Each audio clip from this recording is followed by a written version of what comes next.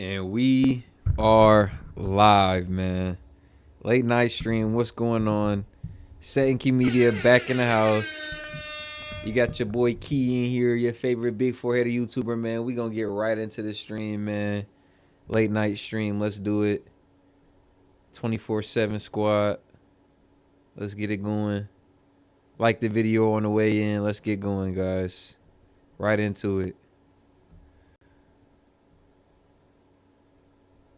Trump has named two more people to his administration, investment banker Howard Lutnick Double tap the screen on the way in. as Commerce Secretary, and Dr. Mehmet Oz, the noted TV personality and heart surgeon, to head the Centers for Medicare and Medicaid Services.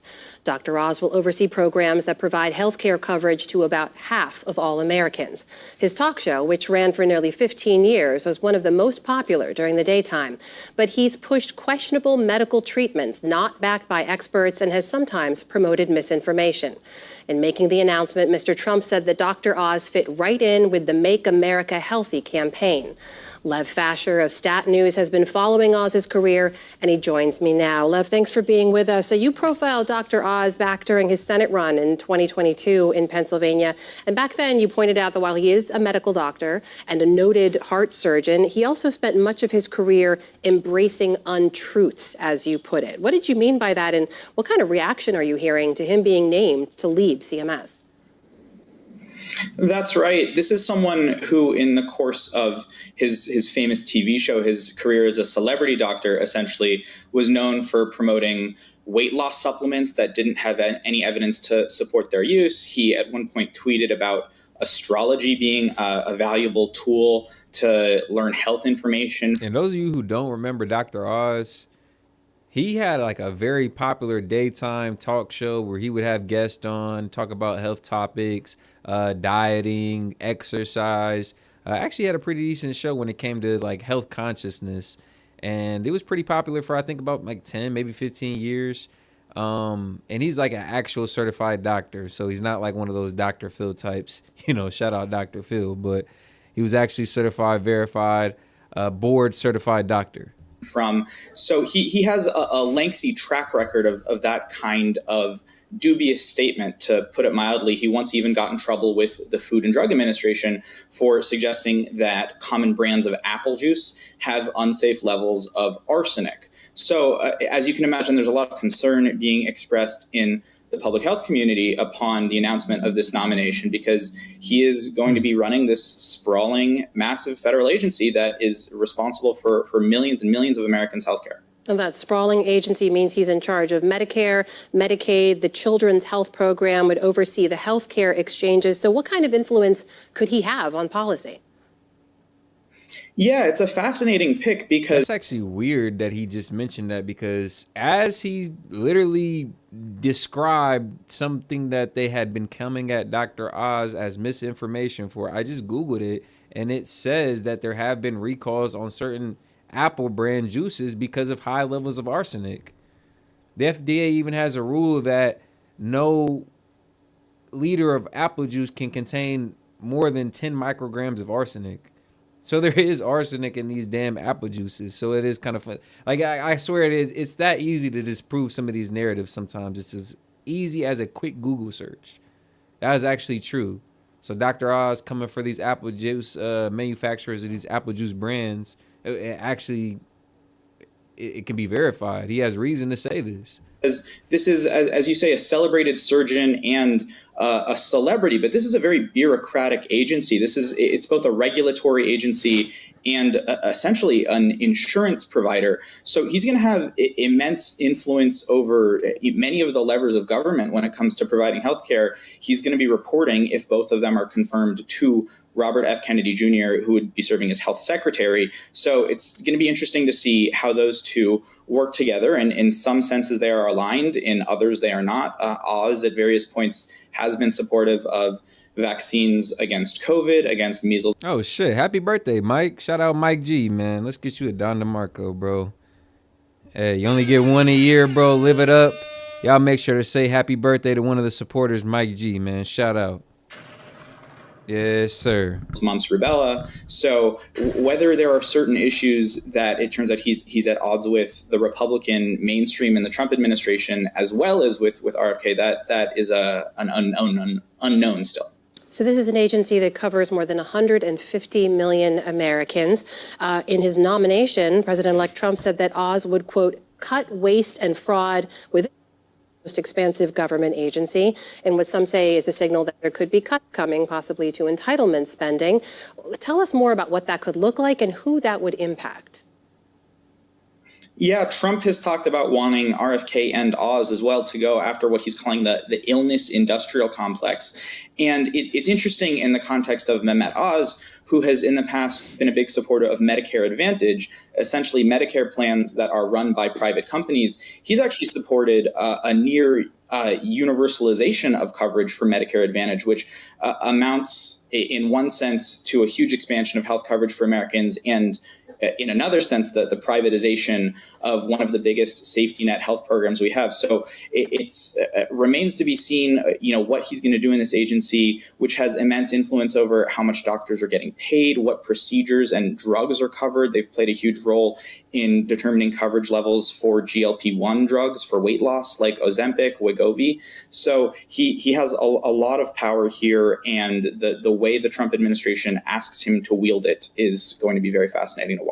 You mentioned the nomination of Robert F. Kennedy Jr. to lead Health and Human Services. He would be Dr. Oz's boss if Oz is also confirmed to this position at CMS. And bro, I swear the dream team is forming right before our eyes. We have what you see as people who are passionate about their jobs, people who are passionate about politics and policy, and they're being put into positions where they can actually do something.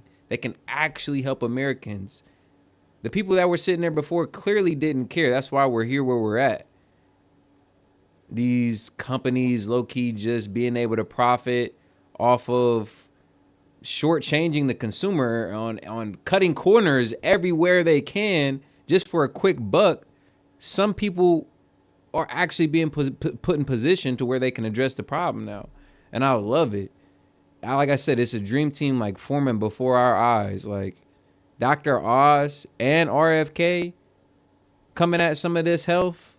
Dr. Oz is going to be, I think he's going to be head of Medicare. Obviously RFK is going to be head of the health department.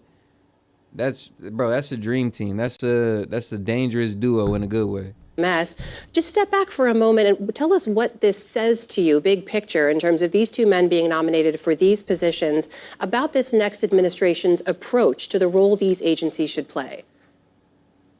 Well, to put it very mildly, these are not people who have the approval of the medical and scientific establishment. People who've been working in public health for decades, people in academia who research health and medicine, they are not fans, generally speaking, of RFK and of Dr. Oz, because they have a long track record of putting forth misinformation about vaccines in particular, sowing doubt just about basic public health measures that haven't historically been contentious. So clearly, President-elect Trump is signaling that even more so in his next administration, he wants to shake up the establishment. He wants to upend the status quo when it comes to public health and just the more basic ways that Americans are provided with healthcare, access medicine and medical care. And these two are about as outside the mainstream as you could conceive of for picks to run the health department and the Centers for Medicare and Medicaid Services. All right, Lev Fasher of Stat News joining us tonight. Lev, thank you so much. Shout out, informative little clip right there. I'm going to move along into the next video. But yeah, I think Dr. Oz being picked as the head of, I think he's going to head the Department of Medicare and Medicaid. I think that's an excellent choice. Like I said, watch this show.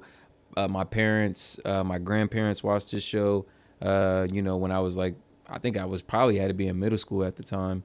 And even then, at a young age, I could see that some of the stuff that they covered, some of the information that he put out was good stuff. Like I said, covered exercising, exercise science, dieting, stretching, just brought on a lot of health experts in different fields to cover topics and give advice. It was a pretty good show when it came to health consciousness, like I said.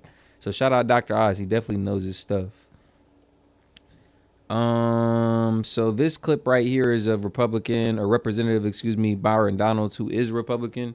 He was reacting to Al Sharpton's criticism of Trump's cabinet lacking black picks. Let's see what he had to say. Being nominated by you for your cabinet. Has anyone noticed there's no black that has been nominated on his cabinet? That needs to be raised. Reverend Al Sharpton criticizing President-elect Donald Trump for not nominating an African-American member for any cabinet position, I should say, yet. There are some spots to fill. Now, to be clear, he has picked some diverse candidates to be part of his overall team and also in his cabinet. But again, as of now, there's yet to be a black American picked for a cabinet-level slot. Joining me now, one of Trump's top allies on the Hill, Republican Congressman Byron Donalds of Florida. Congressman, you have been a very vocal and effective surrogate for Trump and for his campaign and, frankly, the Republican Party. What is your response to this criticism? I think it's criticism where people are upset that they still lost this election. And so if you were going to ask Reverend Al or anybody else in the Democrat Party, they're still licking their wounds about the fact that this did not work out the way that they thought it was going to. That being said, Donald Trump's cabinet is about people who are going to implement his agenda. And he's not done, by the way. You have Susie Wiles, the first woman ever to serve as chief of staff. You have Marco Rubio, a Cuban American who's going to serve as Secretary of State, representing America across the globe when it comes to foreign policy. You have Tulsi Gabbard going to be at DNI. So many others that are coming, and there's still slots to be filled. So I think everybody needs to pump the brakes and just wait and see what happens. Do you think Democrats are putting form over substance? Absolutely. Look, even if you look at how the Democrats filled the Joe Biden cabinet, they wanted to have a piece of every identity, but did they get the job done? Did they actually serve the interest of the American people? Because here's what I know. Whether you black or Hispanic, if the border is unsecure, Alejandro Mayorkas, if the border is unsecure, does that help people in their everyday lives? No, it does not. And so what Donald Trump's election is about is bringing competency and reality back to D.C. in the White House, making sure that the job gets done on behalf of the American people, regardless of their race, regardless of their religion, regardless of their creed. Do you think that the current cabinet picks reflect the most competent implementers of Trump's policy across the board? 100%. You have no pause for any of the people who are being raised, including some who are more controversial figures who've gotten a lot of the oxygen out of the room. Obviously, Matt Gaetz, a centerpiece of criticism. And shout out, we got almost over 100 of y'all in here, man. We're just getting started on tonight's stream. Late night stream, late night vibe, man. Go ahead and like the video on the way in. Double tap the screen. Also, you can hit the 3 buttons in the upper right-hand corner, man. Let's show out. Let's get some more people in on the conversation, man. Let's have a good little stream, y'all. Because of the allegations, but you don't have any pause about anyone who's been chosen? No, I don't, because either I know them directly or I've gotten a chance to know them throughout the last several months. All of them subscribe to everything that Donald Trump talked about on the campaign trail. They are mission-minded about getting the job done. Look at Robert F. Kennedy Jr. Robert F. Kennedy Jr. wants to make America healthy again. And shout out Reverend Al Sharpton, man. Like I say, bro, successful race baiter, man. He's made a career off of it. And this right here just kind of exemplifies that in the fact that he's calling out Trump for lack of black cabinet members. That doesn't mean that Trump cabinet picks or Trump's presidency won't benefit black people. If he's doing what he said he's going to do, if these cabinet picks do their job, black Americans benefit as a byproduct. Yeah, if they attack the health industries. Yeah, if they attack the bureaucratic agencies who don't do shit. If, they dismantle the Department of Education and that burden is placed on the states to actually teach their kids and improve this illiteracy rate. If Trump improves energy, if he actually improves his the border, a stronger border, the southern border, if he gets us out of some of these proxies, all of those things, all of those policies in general, not only do they benefit Americans, but yes, black Americans stand to benefit as a byproduct. It doesn't matter if low-key they have black cabinet members. I'm sure if a black cabinet member comes up and has the merit, he'll get picked. But as for now, as it stands, the cabinet members that he's already assigned, they're going to benefit us as a byproduct. They don't need to be wearing a BLM t-shirt for me to feel like they stand by us. If they're going to be helping out Americans, then we all stand to benefit. He wants to go after additives in our food that are here in the United States, but not in any other country around the globe. You have suburban mothers who want to see that happen for their children. You have people who've had to deal with all kind of other health abnormalities, and at the time, and now what they're dealing with is going to other doctors, finding other alternatives to address those health issues, finding out it's what they're ingesting every single day. He's going to address that. You have somebody like Tulsi Gabbard, who has not been a fan of forever wars, which, by the way, if you're a Republican or a Democrat, you've not been a fan of forever wars. She's going to be advising him when it comes to national intelligence. These are the picks that he's put in who are going to actually help him implement his agenda. His success as president, this is the 47th president, is going to be on addressing all the concerns of the American people that obviously they had, because if they didn't have that, he wouldn't have the political mandate he's enjoying right now. Well, let me ask you, because I remember when your name came up as a potential Speaker of the House. There were many who speculated that based on the prominent role you played in this campaign and election, that your name would have skyrocketed to at least the front of the line. We are several cabinet picks in. Are you not surprised that you have not been named? Have you had a conversation about being a part of the administration at all? All I will say is I am not surprised that I have not been named, but that does not mean I'm not going to do other things in the future. Has he asked you? No, there's some other things that I'm looking at going forward. I'm not going to talk about them now. We do this every time. We're not going to break news now. I would like to ask you, Governor We're not gonna break of news. Florida, Senator, perhaps if Marco Rubio is confirmed, or any of those spots enticing to you? We'll see what happens as things go forward. Do you have support for the name Laura Trump that's been circling around as a potential person who would step in if Senator Marco Rubio were to ascend to the role that he has been chosen for? So actually, I think Laura would do a great job as a U.S. Senator for Florida. I got a chance to really know her through the whole campaign process. Number one, excellent communicator, one of the best in our party. Number two, really knowledgeable about policy. Number three, her personal businesses that she's been involved in, different projects that she's done. She knows how to get things done, bring people around her to be successful. At the end of the day, you want to be a representative of the ideals of the state of Florida. Laura Trump is an example of that. So just to be clear, and I remember the barbershops you had gone through, you talked to many black voters, black male voters specifically on the campaign trail. If the current trend stands and there is not a single black cabinet member named, you'd be fine with that? What I want right now is for the agencies of the federal. Well, I'll speak before he gives his answer, and I'll say, yeah, like I said, if Trump picks strong cabinet members who are qualified based off of merit and qualifications to do the job that he brought them in to do, then we all stand to benefit. I don't care if you're Arab, white, black, Asian, Caribbean, African, Russian, what have you. It doesn't matter. Everybody who's over here, who's supposed to be over here, who ain't got to worry about Tom Homan coming up with the roundup crew for him, everybody's going to benefit. Everyone is. So I don't need like I said, I don't need a candidate, or I don't need one of Trump's cabinet picks to be black or to be down with the brown or to rock a BLM shirt for them to, I don't know, win my approval, or for me to know that they're going to benefit me as a citizen. Federal government to do their job and no more. Oh, and shout out. to actually fix the ills that have been going wrong in our country. The voters spoke loud and clear 2 weeks ago. This was an avalanche. This was a political mandate for Donald Trump. And it's very clear that they want our borders secured. They want a thriving economy. They want to be able to get out of these conflicts across the globe. And yes, people want to be energy dominant here in America. And if the cabinet picks help deliver the America First agenda that Donald Trump wants, this will be an unmitigated success. And every American will be happy with that. I wonder if voters will see it the same way. I want to talk about this House Ethics Committee, though. They have not chosen to release the report that was compiled by the House Ethics Committee on former Congressman Matt Gaetz. Do you think the report should be released, if not publicly, to the Senate so that they can have a fulsome review in their role to advise and consent?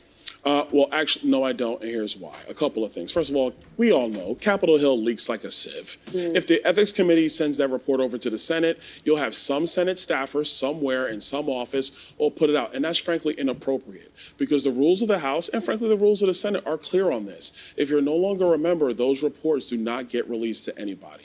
That's number one. Number two, the FBI already looked into these allegations over 3 years, a long-running investigation, and there were leaks out of the Department of Justice during this investigation. But what did Merrick Garland's DOJ, or frankly, at that also when it started, Bill Barr's DOJ do? They didn't bring any charges. There were no charges here.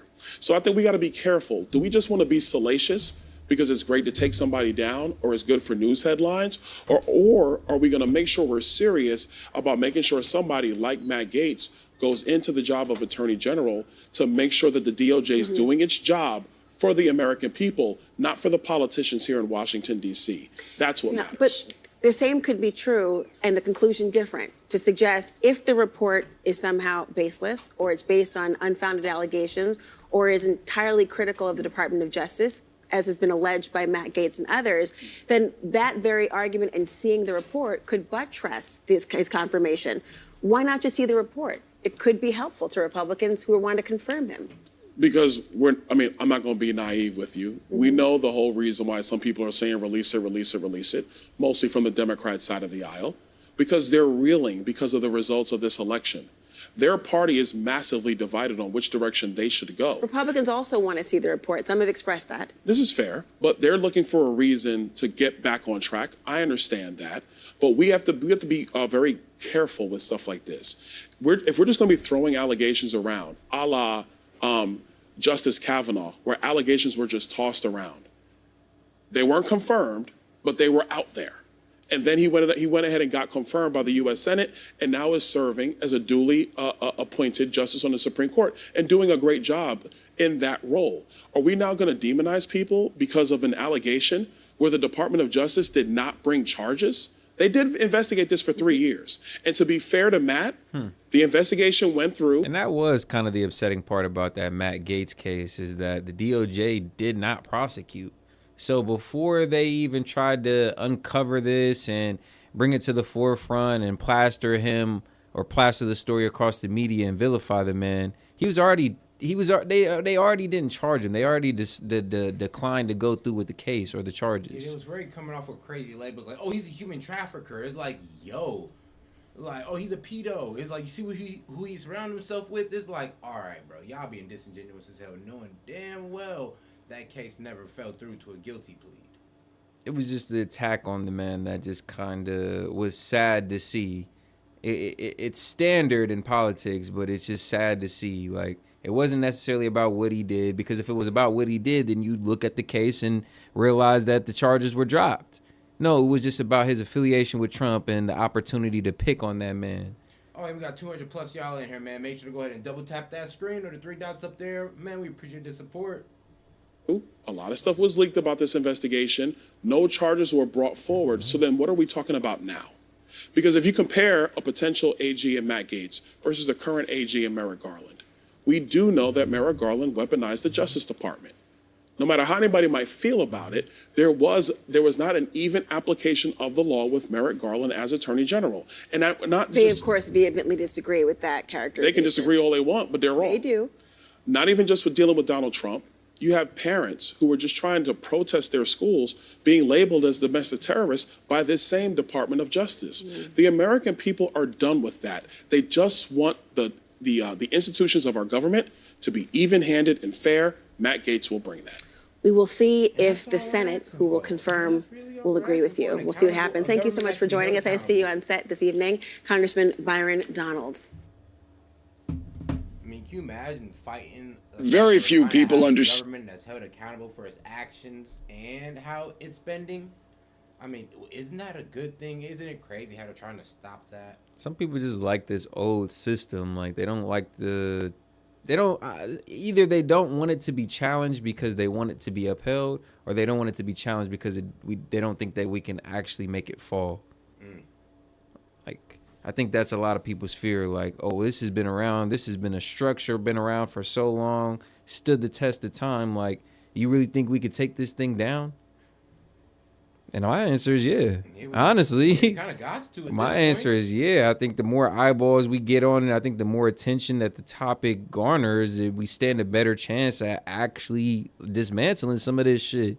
Like, this shit is corrupt. Everybody knows it. Why not everybody put their energy towards it? Maybe we can get something done.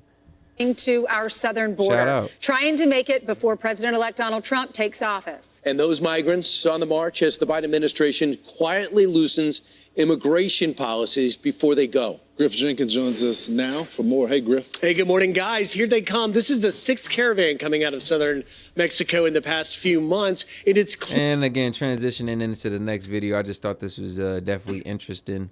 Kind of want to see how the new leader, the new border czar, handles this situation. But apparently we have a larger caravan headed to the United States despite the Trump election and the Tom Homan appointment. So I just thought this was interesting. Wanted to kind of share it with you guys, react to it. Make sure to like the video, though, if you haven't already, man. Double tap that screen, or you can still hit the 3 buttons in the upper right-hand corner. We appreciate y'all. Clear that Mexico's new president, Claudia Sheinbaum, is doing little to stop them. Take a look here. You can see it is 1,500 strong and growing. The caravan's leader, Luis Villagran, told me yesterday he's encouraging these migrants to march on despite the incoming Trump administration's threat to deport them, and the migrants seem unafraid. It's okay, I seen it. I watched an interview where Trump said there will be a deportation of anyone who committed a crime from any country. But for an immigrant who hasn't committed any crime, there won't be a deportation. I was like, bro, it literally. So I'm not afraid of anything. Whatever happens, the dream is the American dream, and to be there. This caravan comes as Border Patrol Chief Jason Owens yesterday said in the past 51 days, they have already arrested 20 sex offenders at the southern border. All right, mic check, just making sure everything sounds good. Yeah, we got 200 plus of y'all in here, man. So make sure y'all double tap that screen and like the video, the 3 dots up there in the corner, man. Any questions or thoughts you want to share with the chat? $1 and up. We'll go ahead and read it out loud for y'all. Let's go. Child sex offenders in just the last 72 hours. And guys, those are just the ones we know about. Don't forget about the gotaways. Meanwhile, ICE sources confirmed to me yesterday they are rolling out an ICE portal app here in New York and a few other cities, allowing migrants to skip in-person check-ins to their local ICE office. They say it's needed due to the overwhelming backlog of in-person appointments, which goes back 5-10 years. And get this, ICE sources also told me they wanted to make it public, but their DHS bosses stopped them from putting out anything to the press on it. Unbelievable.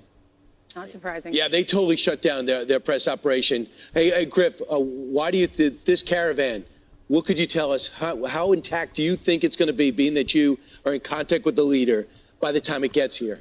Well, we'll see what happens, Brian. And, you know, they're in Huitzla. That's where they are in Mexico. It's the northern city in the Chiapas southern state down there. And the migrants often break apart once they get out of that Chiapas state after they leave Huitzla. And part of the reason why they do that, Brian, is because the smugglers pick them up there and try and offer them ways to pay to move quickly to our southern border. And I will be willing to bet, although I'm not there, so I don't know for sure, but I'm willing to bet that the smugglers are offering premiums for top dollar to hurry up and get there because of the concern that under the Trump administration, they're not going to have the success they've had over the past 4 years. They know the routes and how to get there. Looks like it's already been cut in half as well, Griff. Great job. Right. And just one last question. The new Mexican president, how does she feel about illegal immigration? Will she be able to deal with Trump?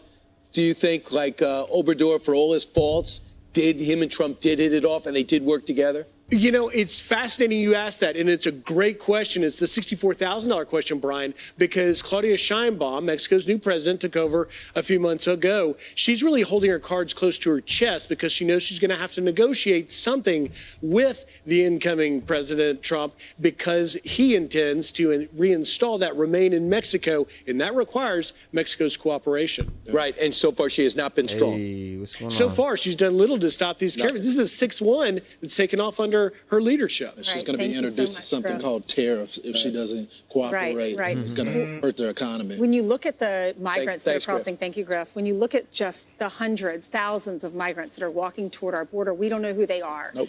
And in that crowd, I'm so weak. Shout out James Foley, first super chat of tonight's live, man. Appreciate that, James. He said, "Was my song stuck in y'all's head?" Bro, I think you pissed Dave off with that one. That shit was funny, man. If y'all missed it last night, man, shout out James Foley for the song suggestion, bro. That shit was, it was different, bro. It was different. could be some some criminals. And that's our biggest fear, especially as women. And a lady who works for Alvin Bragg, she's the assistant DA. She's 38 years old. She was going home to her apartment on Sunday early in the morning at 2 o'clock in the morning. She walks into her apartment complex, and in the hallway is this guy doing a lewd act. You can imagine what he's doing to himself. She sees him, and then she says he robs her, and he takes her phone, and they were able to track him to one of these. That's wild. Imagine stopping halfway through whacking your shit just to rob somebody. I mean, you deviant. Mind you, you doing sexual deviant. Oh God, mind you, you're doing this in like a public hallway. Oh wow. So, you know, bro wanted to get caught. I ain't gonna lie. He sure did. This man was thinking it was like a pizza scene from one of the pornos. He just thought like maybe I can get some action, and then when he didn't, he just Lashed out. Wow. I mean, man, these migrants. Can you imagine what they were doing in their own country? Like, they're doing this in America. Imagine what they were doing in their own country. Oh, man. I mean, for real. Get some help. These migrant shelters. So Alvin Bragg, in his office, Mr. Put illegal criminals first, who wants to prosecute Danny Penny and President Trump? And do you think he has any regrets? This is the bile that are here. They're making fun of our laws because they understand that they're going to be right back out on the street. They're not going to be held in custody much longer. Because they did put him out without bail right away, but. Well, I mean, it's crazy. You know, she's lucky to be alive, but they caught him. They tracked her cell phone because he took her phone. They nabbed him at the Row Hotel migrant shelter in Midtown. It turns out his home address, according to I think it's the Post, the article I was reading, his hometown is in Queens at one of the migrant shelters. So he's here illegally. Yeah, with his debit card that we're giving him because they didn't like the food that was given to them and they were throwing it out. So we decided to give them debit cards so they can have. Has Alvin Bragg said anything about this? Yeah, but by the way, that's probably why he's in jail, because he hit somebody in his office. In his office. But it was okay to hit. But it's happening to average day New Yorkers. Oh, no, you tripping, James. Shout out James, though. $2. With Gates out as AG, let's offer it to Kamala. Yeah, I don't know about that one, G. I don't know about that. I think she just wants to fade off into the sunset or go back into the shadows where they weren't putting her in front of a camera and a teleprompter and making her speak. She does better when she's not talking, bro. Let's just keep it like that. Yeah. She'll probably come out with a book or something like that in a couple years. I mean, she'll take that Obama route is what I'm assuming. Keep it quiet, lay low. 2-3 years later, she's Amazon's bestseller. Every day. Right. And by the way, the GOP standing up, speaking out in Massachusetts about the governor making those ignorant remarks about illegal immigrants. We're going to protect them. We're not going to cooperate with ICE. The Republicans are beginning to, even though they're not a lot of them, they're beginning to speak out and talk about the embarrassment of their mayor and governor when it comes to illegal immigrants. And when they're arrested, they're laughing, they're smirking. Yeah. Remember the guy in Midtown? He flicked off the camera. Exactly. They were smirked and laughed there as well. And these are guys that shot at cops, right? And they're laughing about it. We let them out too, by the way. I'm Steve Ducey. I'm Brian Kilmeade. And I'm Ainsley Earhart. And click here to subscribe to the Fox News YouTube page to catch our hottest interviews and So yeah, I just thought that was interesting about that caravan. Let's move on to the next video, you guys. A little bit of a comedic interlude. We still got some liberals throwing their sissy fits.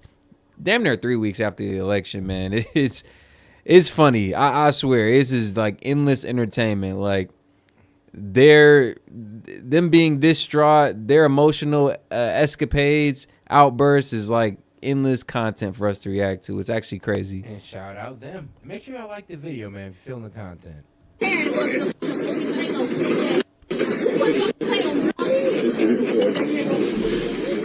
Hey, bro, she mad, bro.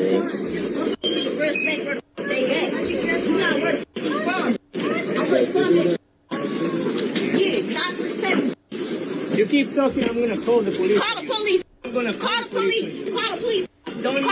Don't even. Oh, I'm beating your ass. Damn. That's assault. That's assault. That's literally assault. Call the police. Call the police. Call the police. Assault. Yeah. Assault. Yeah. Snitch. What you gonna do? I ain't touched nobody. What the they gonna do? I'm from California. Nobody cares. Nobody cares. From this too. 937. Nobody cares. Right. Then why the you record like a Because this is hilarious. 937. You a nigga. You a nigga. Okay. You're Like a Ohio? nigga. You're a nigga. Okay. Man, that's No. Hey, I'm a black person, not a nigga. I'm just let y'all know. Crack is cheap. Right is right and wrong is wrong, and spitting on somebody is wrong. And I'm happy he stood his ground. Regular black people are tired of these type of black people trying to tell us that we aren't black because we... Yeah, ain't that crazy? Like, pretty much, we aren't black because we're not as ignorant, we're not as belligerent as y'all, or we're cordial. Like, bro, you ever got called, oh, you're too white, you're too white, you're being too cordial about this. Like, I'm being an adult, I'm being mature. So pretty much what, you're saying that being black is basically being childish? Or not being able to conduct yourself in a reasonable way, or having no conflict resolution skills. Like, that what you're telling me? Nope, can't accept that. Yeah, I hate when people label you an Uncle Tom or as a race betrayer or try and say you're not black. Revoke your black card because you operate outside of the quote-unquote culture. You speak a certain way, dress a certain way, or you just don't act like an ignorant fuck. All right, okay, we still got reverb chat? All right, let me know. Let us know. Appreciate y'all. Like the video. speak well and we have standards. Having poor behavior and poor grammar doesn't make you black. It makes you stupid. If you're voting for Donald Trump, you're racist. I agree. You're supporting racism. That's the dumbest thing to me. That's the most racist thing. Like, oh, well, speaking any Ebonics or acting a certain way, acting ghetto is black. Like, huh? Wait, so you guys want to be associated with low class behavior? Yep, low character traits.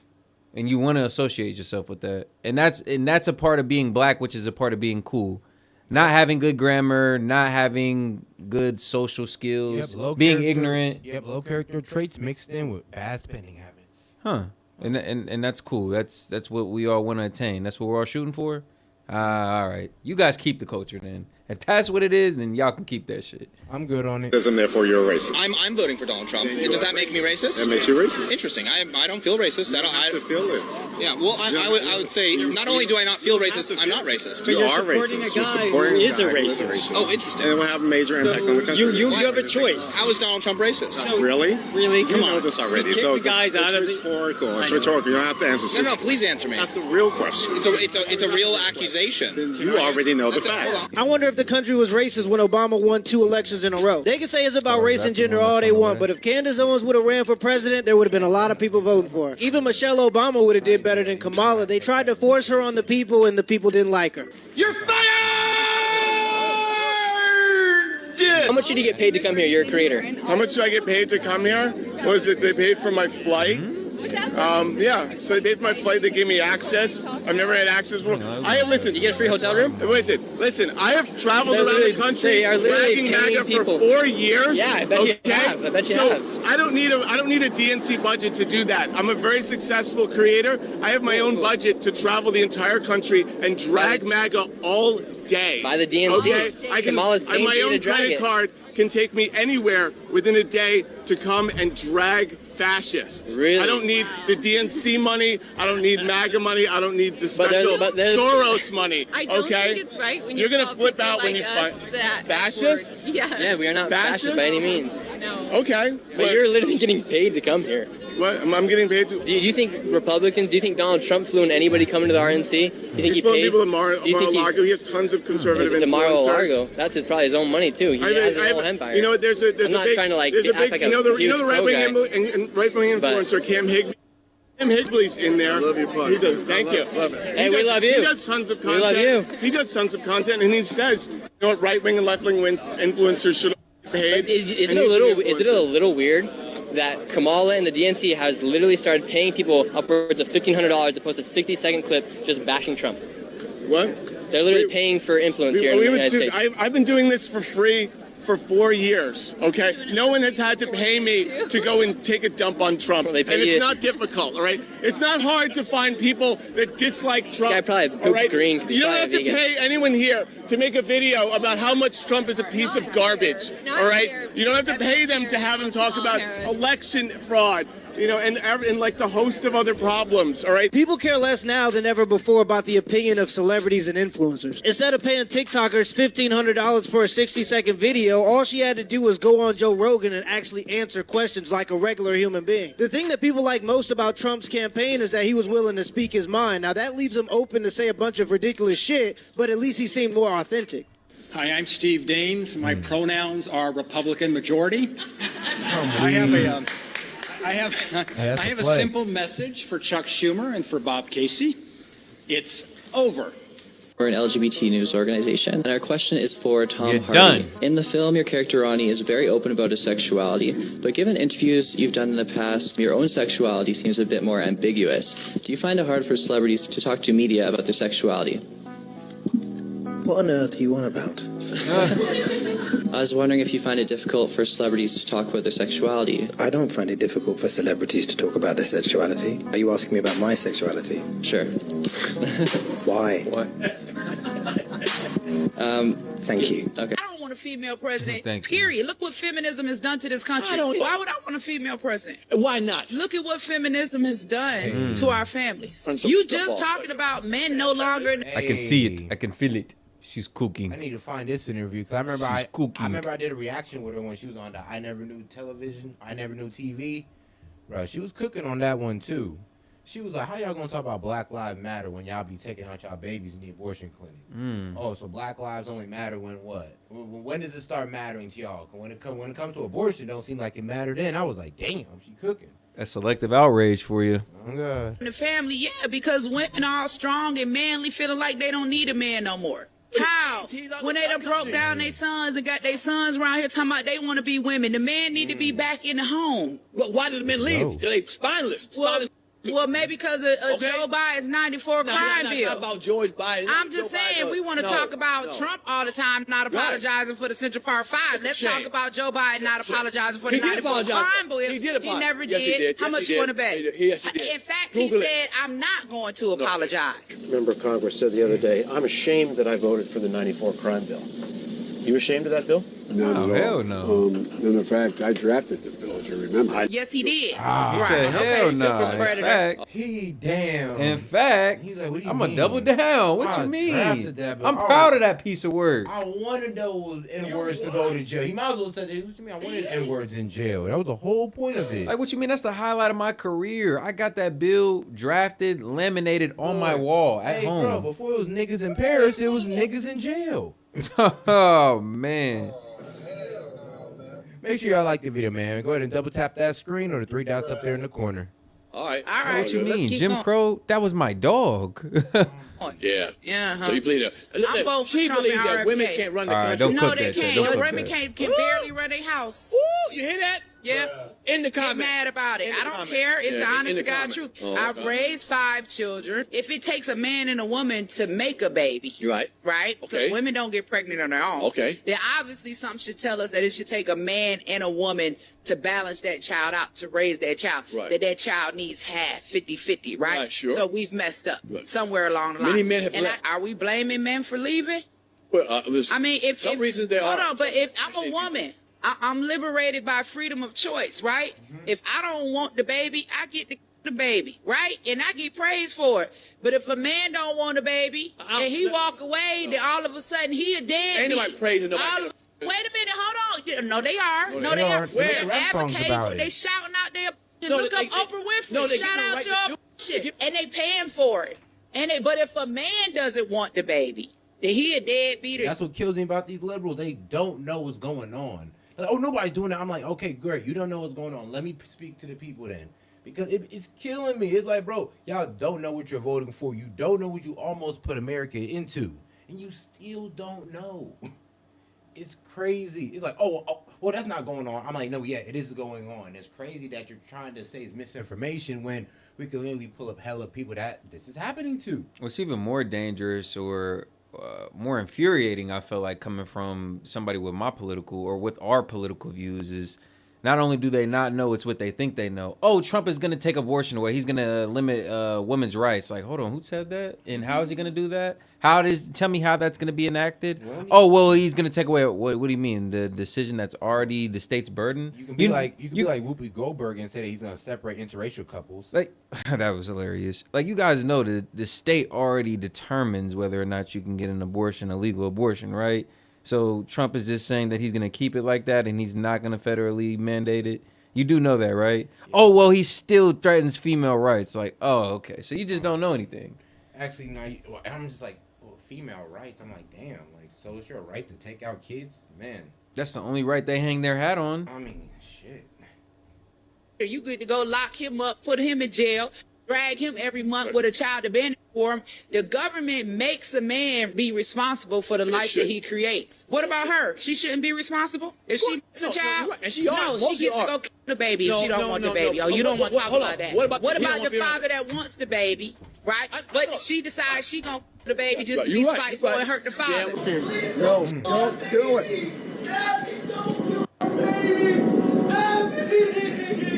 I'm such a good dad. I know, honey. I took care of her kids too, and the guy that she's let back in her life doesn't even take care of his own kids. Right. But we're talking about equality. Damn. Yeah, I think we need to go back. Father begs his partner not to abort their baby. Bro, these bitches is hard. I mean, damn, some of these women are truly heartless when it comes to kids. And they only care about themselves, and they don't want to take accountability for their actions. And they will leave a man out there crying, heartbroken. They'll leave your ass out there crying and heartbroken just so they can go out and, well, honestly, F the next dude. Because let's be real, you over here crying on the corner, that's done. That's done, G.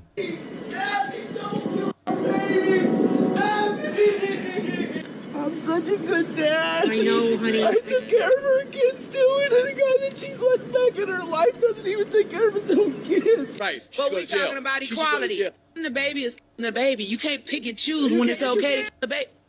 Hold on. It's no different than picking and choosing murder to kill somebody. If you're trying to kill me, I'm going to kill you.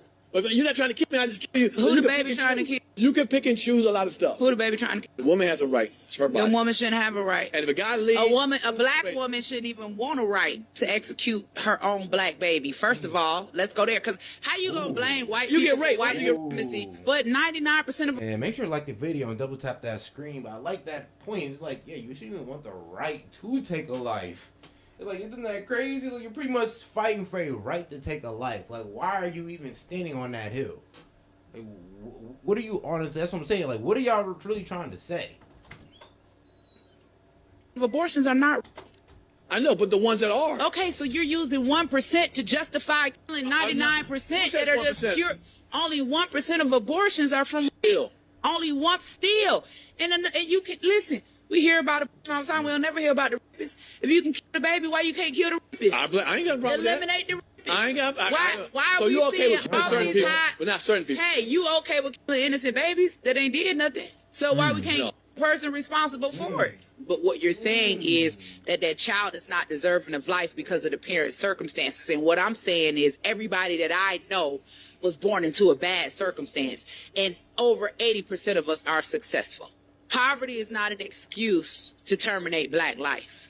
Close your legs, swallow, jack, get a dildo, put a condom on. Man. Birth control exists. If a woman should have a choice to kill the baby when she don't want it, a man should have a choice to abandon the baby when he don't want it. Man. Please, equality. That's what they fighting for. Well, all right. I don't think that either person should have that choice. I think if a grown woman and a grown man lay down and do the thing that it takes to make baby. A lot of these women would lose their damn minds, bro. If that was the case, we say, you can do whatever abortion you want, but now men have the right to leave their kids. Oh yeah, bro, a woman would drop abortion the next day, be like, okay, all right, we were just playing. We thought y'all was gonna give us it without us having to give anything. But if you're saying that you can also walk out of our kids' lives if we choose to force you to make it happen, when we choose to force these kids on you or a kid on you, then it's over. All right, we'll give up abortion because we still want to be able to take advantage of people. Certain women. I know not all women think like that, but you gotta understand, some women do use these laws or abortion as a weapon. they should take care of that baby. As far as men leaving the marriage, that's a fear-mongering feminist tactic. About 79% of all divorces are initiated by women. By and large, it's the women leaving the relationships, not the men. We're asking people if they'd rather have a Taylor Swift concert ticket or 1 Bitcoin. Taylor Swift ticket. What? Taylor Swift ticket, obviously. A Bitcoin. Guaranteed. I'll have to take the Bitcoin on that one. Taylor Swift. Taylor Swift ticket. I would rather have 1 Bitcoin. For me, 1 Bitcoin. Taylor ticket. Definitely Taylor. Bitcoin. Would rather have 1 Bitcoin. I can buy Taylor Swift a song to perform live at my birthday for 90 grand. Taylor Swift tickets. A Taylor Swift ticket. 1 Bitcoin. I already have a ticket, so I'll take the Bitcoin. Taylor Swift tickets. Taylor Swift To get ticket. Taylor Swift at your personal birthday party, it might cost you $250,000 or more. Bro, maybe more than that. Taylor Swift? Yeah, it might Bro, cost at that's- least $250,000. Not at least. I would say at least a couple million. Yeah, I mean, Taylor Swift, G. Her shit. stock right now is like damn near through the roof. Maybe in like 5 years from now. You're actually right. I think $250,000 would probably be like rapper numbers, but Taylor Swift. Think about it. Beyonce charged what $10 million for a 3-minute speaking. That's what I'm saying. Taylor Swift, bro. I wouldn't, bro. That'd pay that, bro. Bro, to get Taylor Swift to do Beyonce, it has been 20. Yeah, and shout out Maya, $2. 100% abortion isn't birth control. Like I said, like I've always said, like there's over 50 types of contraceptives available that are widely available on the market. There's some male contraceptives out there that exist. So you can't tell me that abortion should be used as this extra option as a birth control option. No, it isn't. And if you pulled it off the table, people would make smarter reproductive choices day one. What would? Oh, damn! That was a video. Nah, because it was a video that was shown before, and it was pretty much, I guess, that the girl was aborting, their kid, so she can get back with the ex. Aborting her current boyfriend's dude, or like to get back with the ex. I was like, damn. Yeah, I can't get back with my ex, so I have this kid in me. That's sick. I'm like, damn. But that's what I'm saying, bro. Like, when we allow women to operate out of complete selfishness, this is the problem. It's like, let's be real. She never even had abortion as an option. Would she even have been with that guy to even put herself in that position? Nah, she would have. Because she'd have been too scared. Because she'd been like, yo, if I get pregnant, it's a wrap. I won't even be able to have that kickback. But because of abortion, now she's able to take a life and have a kickback and be the most complete selfish person in the world. And she's learned no lessons. It's like an oh shit button that we should just remove because people are going to continue to use it. Use it and abuse it. It's to the point where, like I said, the little known statistic about people who go in for abortions is they're going to go in for more than one, or they've had more than one in their lifetime. So these are just people who are making poor reproductive choices. They can't close their legs. They're not using discernment when choosing sexual partners. And ultimately, I don't know if you guys realize this, but Planned Parenthood is subsidized by the government. So they're making all these poor decisions, and who's paying for them? Like, that's the shit that gets me. Like, keep your poor decision making to yourself. Let it burn yourself and your pockets, not the rest of us. It depends on where it is. If it's floor seats, but if not, I'm weak. A Taylor Swift ticket. If it's floor seats, Bitcoin. But if not, wait. If it's floor seats, Taylor Swift. But if it's not, then Bitcoin. Like, what the hell? I already have a ticket, so I'll take the Bitcoin. Taylor Swift tickets. Taylor Swift ticket. Said It Bitcoin. depends on where it is. If it's floor seats, but if not, the Bitcoin. A Taylor Swift ticket. Bitcoin. That's hard. Shout out Happy I Dad. think a Bitcoin, though. Taylor Swift ticket. I don't know. Choose Taylor, honey. Taylor Swift ticket. Taylor Swift ticket. There's ticket. In U.S. L. dollars, it's around. Whoever told that young lady to choose Taylor, L. Big fucking L. Terrible parenting. I swear. $90,000. Wow, that's crazy. I did not know that. But still, I would still choose No. Taylor over $90,000. No, you tell her the price and no, I didn't even know that. But still Taylor. Oh, wow. Yo, I ain't gonna lie. I'm like, do you know how much Taylor Swift tickets you could buy with that, sweetheart? Bro, a Taylor Swift ticket, I'm not even gonna lie. Don't get me wrong, Chad. Like, please correct me if I sound dumb saying this. Bro, the most expensive Taylor Swift ticket I could see is probably like what, $2,000 or $3,000 for like a floor seat. Yeah, maybe. For a regular price seat, it's probably like what, $500? I mean, shit, you probably pay like floor seat the NBA, and it wouldn't still be that entertaining. Well, entertainment value, I'd rather go to an NBA game for sure, but $2K at floor seats, shit, maybe. But I mean, like regular admission, like if we was to just get like regular seats, I ain't gonna lie, it'd probably be like $500 for a Taylor Swift concert. Makes sense. That makes sense. But a $90K Bitcoin and you still choosing Taylor? Yo. I mean, the dedication, the fandom. I could never, no artist would I ever just choose to go to a concert of theirs over $1 Bitcoin right now. Bro, even now at this current price, nope. Bro, I ain't gonna lie, my nigga, you my nigga, bro. Even if you made music, bro, I'm choosing the Bitcoin over. God. You gonna have to understand. We got real. to talk about this later, bro. But they offered me a Bitcoin, bro. Shout out Maya, man. Fetus can experience pain in the first trimester, and yes, it can. But they don't want to accept that fact. They really don't. Bro, I'm talking about my best man. Like, nah, bro, you gonna have to hear me out. You gonna have to understand. We gonna have to duke this out later, bro. They offered me a Bitcoin. You don't understand. Not trying to be that guy, but does anybody see a pattern? Giving up $90,000 just to cry and scream F the patriarchy is crazy. How could you nominate someone with allegations of child trafficking across state lines right, Ma, I catch you. and having sex Gito. with a 17-year-old? My understanding further on in the interview, they discussed the fact that once he finds out that she's 17, he stops having sex with her. Sonny, you have a legal note. I do have a legal note. Thank you, Whoopi. Matt Gaetz. Yo. Why do I feel like there was some type of like malice in there? Like, no, there was. Yeah, like as if Whoopi told her not to say that. She's like, don't say that shit. Well, I think she said it anyway. I think what ended up happening was the producers got with Whoopi because she kind of dictates the flow of the show. Whoopi's like the main correspondent, the main host. One of the directors. Yeah, so she directly corresponds with producers, and I think they hit her in that earpiece and was like, yeah, I ain't gonna lie, Gates' lawyers hopped on her ass for what you said. Yeah. You're gonna have to correct yourself. Kind of like how Jay-Z's lawyers came at I'm Piers. talking about the way she said it as if it was like a ha I told you so moment. Oh no, bro, she was definitely salty. You could see it on her face. But not Whoopi. I'm talking like Whoopi was kind of looking at her like, I told you not to say that shit. Now read this legal note. Maybe so.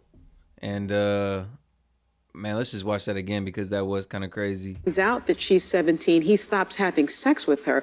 Sonny, you have a legal note. I do have a legal note. Thank you, Whoopi. Matt Gaetz has long denied all allegations, calling the claims, quote, invented. I ain't gonna lie, I'm getting cooked. And saying in a statement to ABC News that this false smear following a 3-year criminal investigation should be viewed with great skepticism. That DOJ investigation was closed with no charges being brought. We'll be right back. Why is abortion such a big issue, dude? I had to say that. Literally, lawyers hopped on their ass and was probably threatening litigation. Like, yo, if y'all don't say this, we're suing. Get the hell out of here. So for those of y'all who really want to still hop on Matt Gaetz' case, look at what they just did to the host of The View. And that obviously just leads us to believe that, hey, listen, the DOJ decided not to prosecute. They say he wasn't guilty. So watch your words when it comes to that case. Because I'm a girl, and like if I wanted to have sex with a guy and then he got me pregnant because these would, then I'd want to be able to have an abortion. Yeah, wow. Or, and just hear me out, or you could just not sleep with men that you consider to be assholes. It can call them assholes, right? Like, what? Okay, well, if we're you still gonna assholes, sleep with 'em? does that make you a slut? I mean, yeah, pretty much. If you're, let's be real, if they're assholes, that make you an asshole lover. I'm just saying. I'm just trying to. I'm questioning the line of thought here. Hey guys, sometimes you gotta be toxic.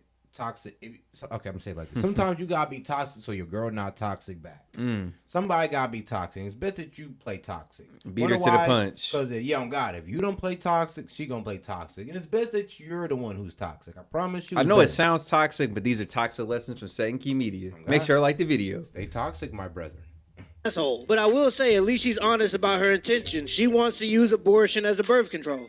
Our young generation is clearly lost, man. Clearly lost, man. We don't have when a man is just lost and lonely and not yet radicalized. Was that George Floyd? Yeah, like hold on, you know what? Fuck it. We don't have the equivalent of Joe Rogan. Man. She wants to use abortion as a birth control. Our young generation is clearly lost, man. Clearly lost, man. We don't have when a man is just lost and lonely and not yet radicalized. We don't have the equivalent of Joe Rogan and Jordan Peterson to move that man in a feminist direction. By the way, we should educate men that it's actually really great to live with a strong woman who makes money. It's actually easier. Life is easier. I wonder if he's ever going to realize that there are no feminist Joe Rogans because... You're telling me, bro, buddy, listen, do you even like women? Oh. Like, Hold on, I'm just trying to figure out who I'm talking to here. Like we gotta let's learn a little bit of background information about each other before you go over here giving me life advice. You know, it's actually easier to live with a strong woman who makes money. Like, buddy, listen, you like men. Yeah. Focus on what you like interest in. Yeah, like go advise a bunch of gay dudes. Don't advise a bunch of men, straight men on how to be men. Like, yeah, like y'all sound wild as hell. Hey, get the hell out of here. Because most men don't talk about feminism. When men go to bars to have drinks with their buddies, we talk about sports, guns, and gorillas. Or we talk about how we can all become... Man, shout out Poor Man's Podcast, man. Go ahead and give him that HBO special. Help a brother out. Oh God, make sure you give us the HBO special and make sure to double tap that screen and like the video, man. We got 200 plus y'all in here, man. Let's get up to 50 likes or the 3 dots up there in the corner. You can also like the video that way as well. You can super chat any question, comments, $1 and up. Appreciate the support, man. We're going to read it out loud. And moving and transitioning on into the next video, man, I thought this was super interesting. We got Piers Morgan being interviewed. So shout out Piers Morgan. Who'll say anything to get attention. However, one thing we can all agree on is that he's never been lost for words or needed to find a fence to sit on. Would you please welcome the star of YouTube's Uncensored, Mr. Piers Morgan?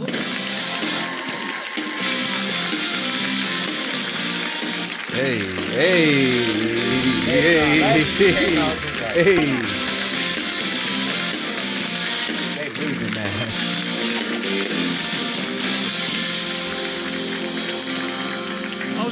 I was doing my Donald Trump dance. I was about to say. I thought you'd all jump up and go with me. Big Trump energy going on with that, Piers. A lot of Trump energy. Welcome to the show. By the way, I heard Emily's interview, just for the record, about our dinner party. Yes. She was completely wrong about what would happen in the election, and I was completely right. Just for the record. For your very attractive audience, by the way. Yeah, you're not easily bought, are you? What I love, Piers, is that you've already given us your first answer without the first question even being asked. This is so. Well, I've not done your show. I've not done it since you took over. That's true. And he's great, isn't he? I love him. So it's and great.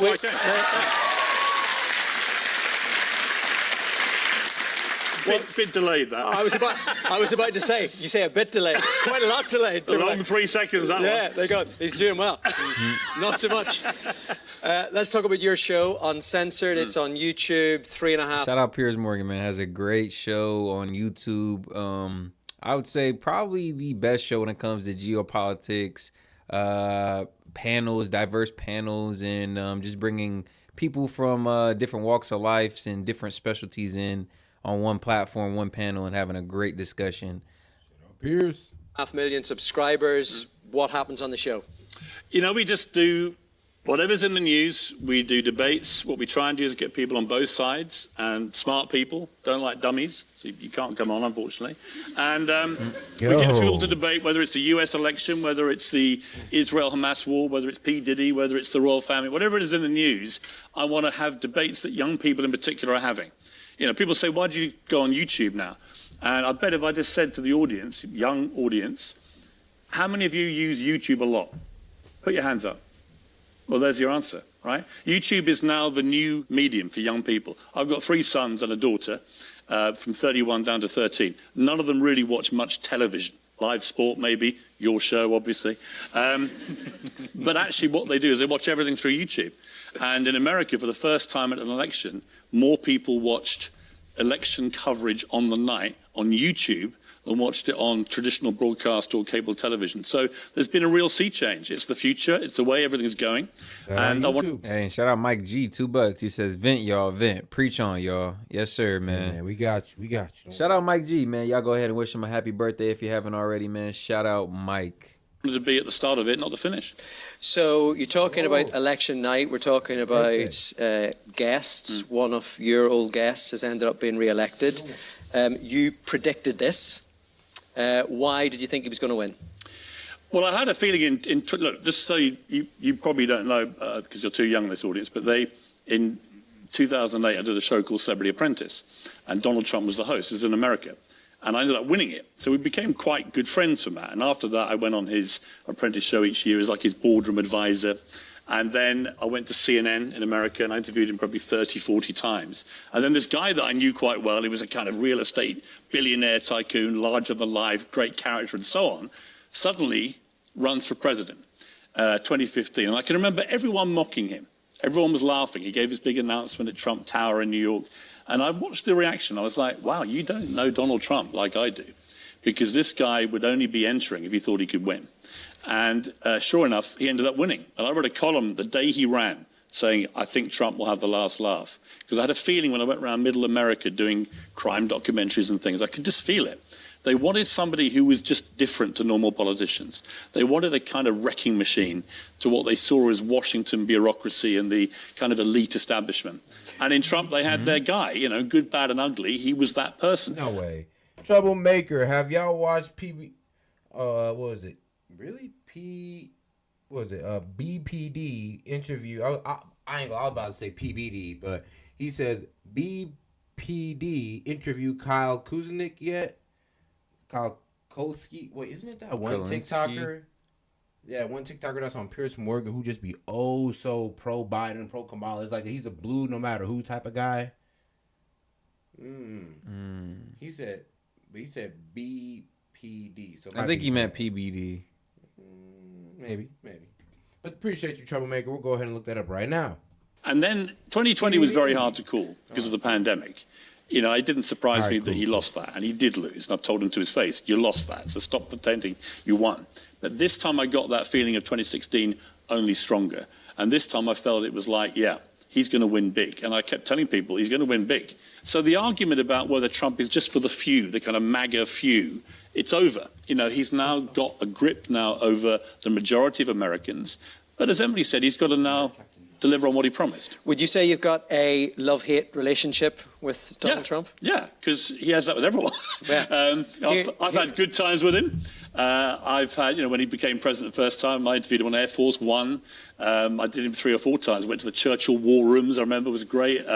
You know, met him in the Beast car they have, the presidents. All that kind of stuff was great. And then we had a massive falling out. You did have a massive falling out. You're going to remind me, aren't you? We're going to remind you of what he said about Piers recently. You see Piers Morgan? He sort of had it. I think Piers is over the hill. He opened the show with an interview of me. I did him a favor. I didn't want to do a stupid show. It's on Fox Nation. He opened with great ratings when he did me. And then after my interview was finished, he bombed, and he's now down over 70%. And maybe they'll someday learn that maybe they should hire me as an anchor. Should I go to work and say, we'll get the greatest rating? So, you also called him a loser. He also did a statement. He did 4 statements about that. It was after our interview. And the last statement said, I was so dead I was catching flies. None of this takes a fizz out of you, does it? No, I couldn't give a damn. It's all part of the Trump thing, you know. And now, even though he said that, then you're back cozying up to him because he's president again. Well, no, I mean, that was what, 2.5 years ago. And then about, I don't know, it must have been about 6 months later, the phone goes at home and it's him. And he was still, you know, he was like, Piers, it's Donald. Are we good? I went, of course we're good, Mr. President. And we had a great chat like nothing had happened. And that's the thing about Trump, is that he'll blow hot and cold. I'm a bit like that. So I can hardly complain. Are you similar to Donald Trump? Because I'm thinking that you're both good on social media. You divide opinion. A lot of people think you talk sense or out of your backsides. Well, interestingly, I would say that Trump won this time for 3 reasons.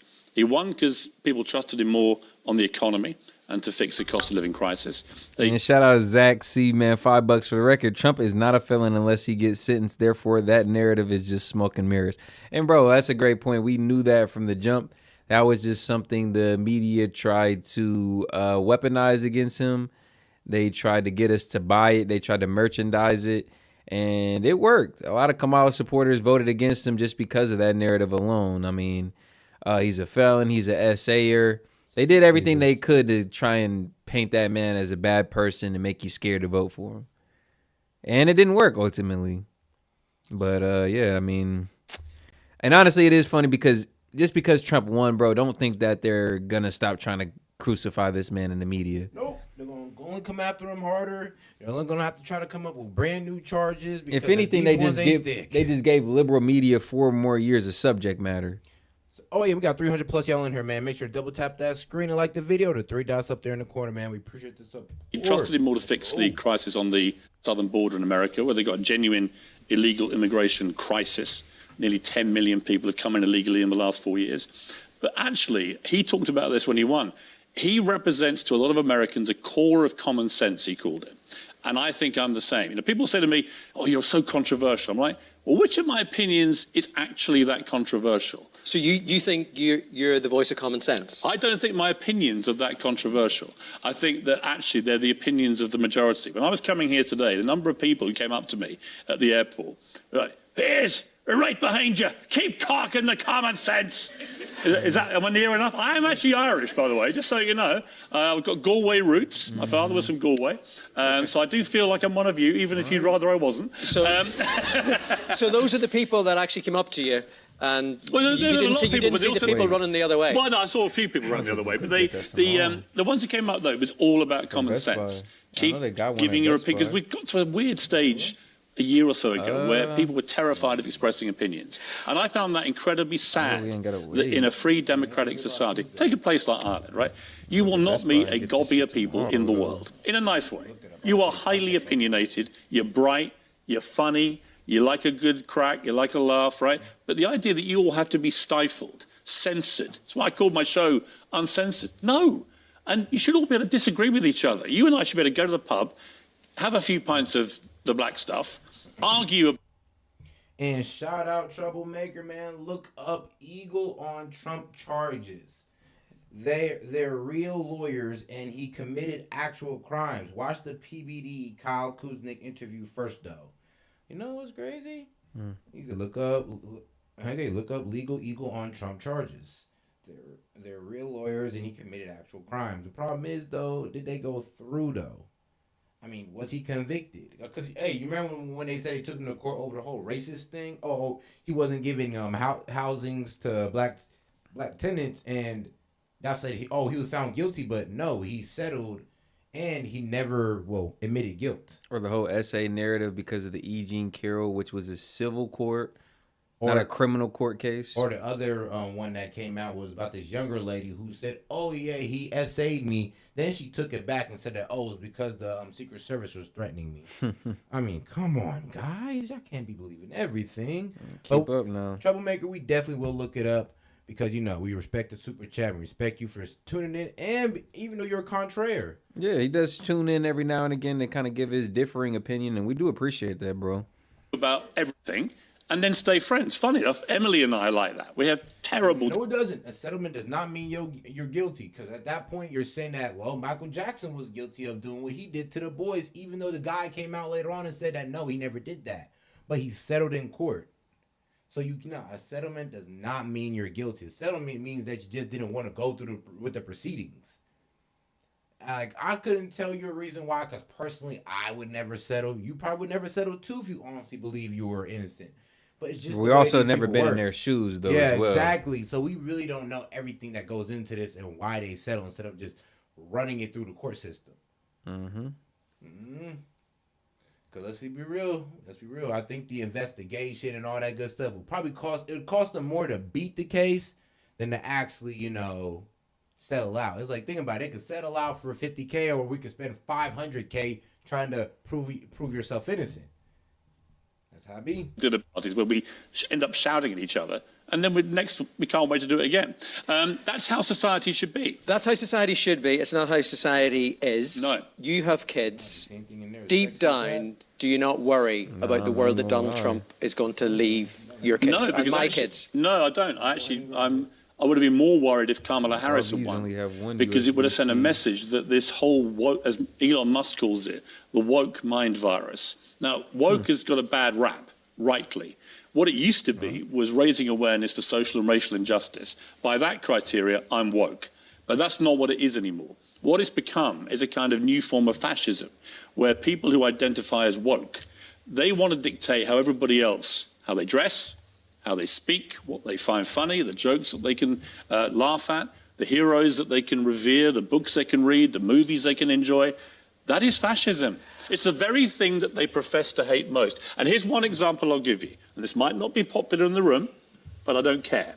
And it's this. In America, the most popular ad that Trump did was about the whole issue of trans athletes in women's sport, which I've been very vocal about for years. I think it's completely unfair, unequal, and it shouldn't be happening. I also want... we all think that, but here's the problem, though. It'll be like the moderate Dems will tell you that that's not happening. Like, bro, we'll say that we don't want to be paying for immigrants to get transgender surgeries, but it'll be the moderate Democrats say that ain't happening. And then when we prove that it's happening, we're misinformed, apparently. Yeah. So it is funny to always just say Democrats would have probably had a better, like, I say this, the people would have heard you out better, you'd have actually listened to the complaints of the people. Equal rights and fairness for all. Hey, you can't say you're for the people and not listen to the people. There's nothing to do with being transphobic. It's about protecting women's rights. Trump did an ad, and all it said was, Kamala is for they, them. Trump is for you. They reckon it was the most effective 30-second political ad in modern times because it resonated with the public. You say that, but the exit polls after that American election didn't talk about pronouns. They said people were voting on the economy. And yeah, but that ad, they reckon, the New York Times, which is a liberal newspaper, they said that ad may have swung it by 2 to 3 points. Unbelievably effective. A lot of people would also say that the trans community out there are people who are fearful and need supported. And the idea of being woke isn't about being a fascist. It's about going through life with, instead of having your eyes closed, having your eyes open, and maybe just trying to be kind. Do you even believe that? I do. Really? I think there's a lot of people do. That's not what woke means. Woke is people running around screaming hysterically about absolutely everything, and they want to dictate how people lead their lives. And we are a free democratic society. You should be able to lead your life how you want to lead it. Have the opinions you want to have. Have the right to live your life. And that's the problem when people say that woke is fascist. The reason why we say that is because woke don't accept no other ideology outside of itself. And that is one of the main things of fascism. Because what is it? It's like a one-party state. You guys who are woke, who are liberal, do not accept any ideas outside of yourselves. That's fascism. That's one of the main pillars of fascism, especially if you look up the definition. So this is why we definitely do call y'all Marxists, communists, and fascists, because you align with the traits of them and you don't even know it. At least y'all cool with socialists, though. Y'all cool with that. Life, how you lead it. Do you believe everything you say, or is there an element, Piers, of stirring the pot? I do. I genuinely hate vegan sausage rolls. And by the way, so does everybody else. And troublemaker, Republicans are banning books. They're banning books they're banning homoerotic books. They're banning homoerotic books that are trying to put in children's schools. That's what Republicans were banning. You please look it up. Trump wants to and has sued the media for making fun of him. Now we're talking about 60 Minutes when they grossly took him out of context and they clipped him up to make him sound stupid. Yes, that is not cool. I'm be real with you. That wasn't even about making fun of him. Try to defame his character, really. And let's be real, when you call somebody a dictator, an assayer, all this crazy stuff, and he's never been guilty of it, you call him an insurrectionist, never was guilty of insurrection. So, yeah, it's not about making fun of him. It's also about defamation. Let's talk about defamation. Is he Hitler? Has Trump ever killed millions of people? So, is it like, it's not about making fun of him. It's about defamation. Let's be honest here. And let's see. Republicans want to force the Bible in school. And Democrats want to put... The Bible is not fascist. Hold on, but Democrats want to push books with gay ideology in schools. So, what's really wrong? And how is the Bible fascist where you could be a Democrat and you could be a Republican and both be Christian? And there's not going to be any federal mandate that says Bibles have to be in schools. Like, the dismantling of the Department of Education is going to mean that it's the state's responsibility and it's going to be the state's choice of what books and what education, what lesson plan is pushed on the state's kids. Hold on, bro. Hold on. Jake Peters, man. Hey. We ain't seen my man in a minute. Shout out Jake Peters, bro. It's been a minute, bro. Hey, man, we happy to see that you're still out here, man. Shining, thriving in these YouTube streets, man. Good to see you, man. Thanks for pulling up. But not no Republican is there's not gonna be any Republican federal mandate that's pushing Bibles in schools. And I just want to like whoa. But here's the problem though: the Bible really can't be fascist because it doesn't push a one party or a one state solution. Like it doesn't just push one main ideology political wise. Well, I don't know if he's calling the Bible fascist or if he's saying Republicans are fascist for wanting to push the Bible in school. But either way, though, it's like, so hold on. Are you telling me that it would be bad if most of the country were Christians? I mean, that's how liberal we've gotten that people are arguing against it. I would say this: it would be bad if all the country was just overly, conservative. It would be bad if the whole country was overly liberal. That's what fascism. We have the acceptance of only one side of that political spectrum. Yeah, the choice definitely needs to be there because if you don't want your kid learning about the Bible or religious virtues and characteristics, then take them and put them in another school that doesn't teach it. Yeah. But you shouldn't be forced either way. I do agree with that. Yes, because there's some bombs. I was as well. Look, I do believe what I say. It's not like I don't just literally sit there and go. I personally wouldn't mind my kid around the Bible. I'd prefer it versus the books with gay ideologies in them. That's fair. To be honest, that's just me though. I mean, I'd rather my kid come home talking about Jesus than Adam and Steve. Let me find something to wind up all the wokies, even though they are very easy to wind up. But I genuinely believe what I say. But again, I come back to, you might categorize my views as controversial. I don't. I genuinely think... I just categorize some of your views as wrong. I don't think they're controversial. Well. In the same way that you said that I'm wrong. Okay. Let's test that theory. Which of my views do you think are so wrong? Ooh. I would say... Patrick, how long have we got? How long He's have we got? running down the clock. You see my point? I'm not running down the clock. Now you're struggling, right? Because you know I'm controversial, but you can't remember why. Piers, I mean, we literally could be here until 12 o'clock. Until 12 Give me one. Now, I love this. Give me one. Just give me one. Maybe even a half of one. Like, start it and I'll finish it for you. Oh, wait, you can't. Yeah, you can't say that I'm wrong and you can't stand on it. No, you just think it's controversial. I'm spitting facts, and you don't like the facts that I'm spitting, so therefore he calls it controversial. Supporting Trump, for a start. I didn't support Trump. I said he'd win. If he called you in the morning, would you take a job? Well, hang on. You say no. I wouldn't take a job. No, absolutely not. No, of course not. No, I'm a journalist. I don't take jobs with administrations in government. Really? No, absolutely not. The phone goes, "Hey, Piers, I really need you.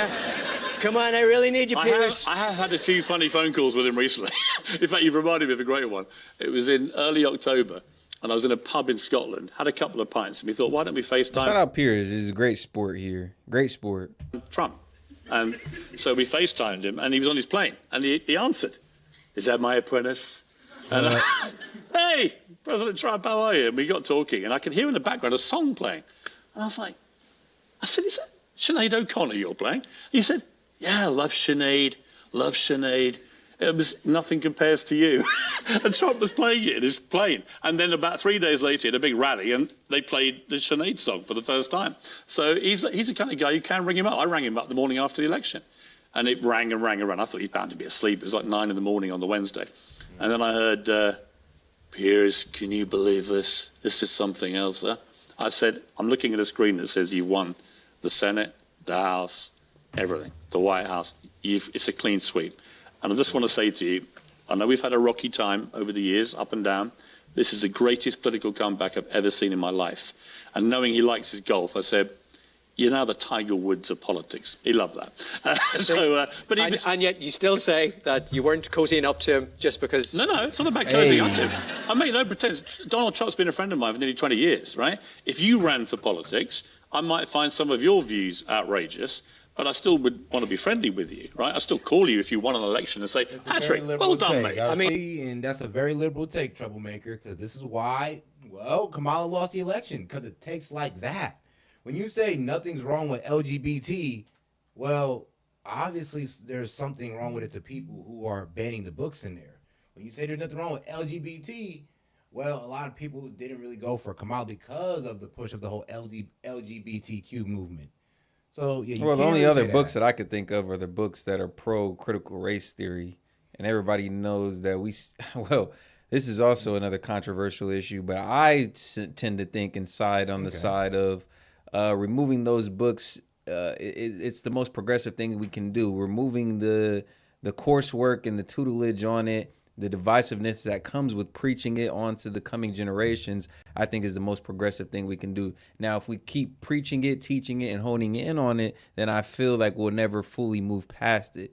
At least from this is just my perspective as a black citizen and my perspective as an American citizen at large, looking at the issue in its totality. So, okay, and he's pretty much saying it's called Christo-fascism. The First Amendment was made to criticize our leaders. Nothing wrong with LGBTQ. Those aren't the only books being banned. But here's the thing, though. Here's the thing. Defamation is still something you can get sued for. So here's the problem.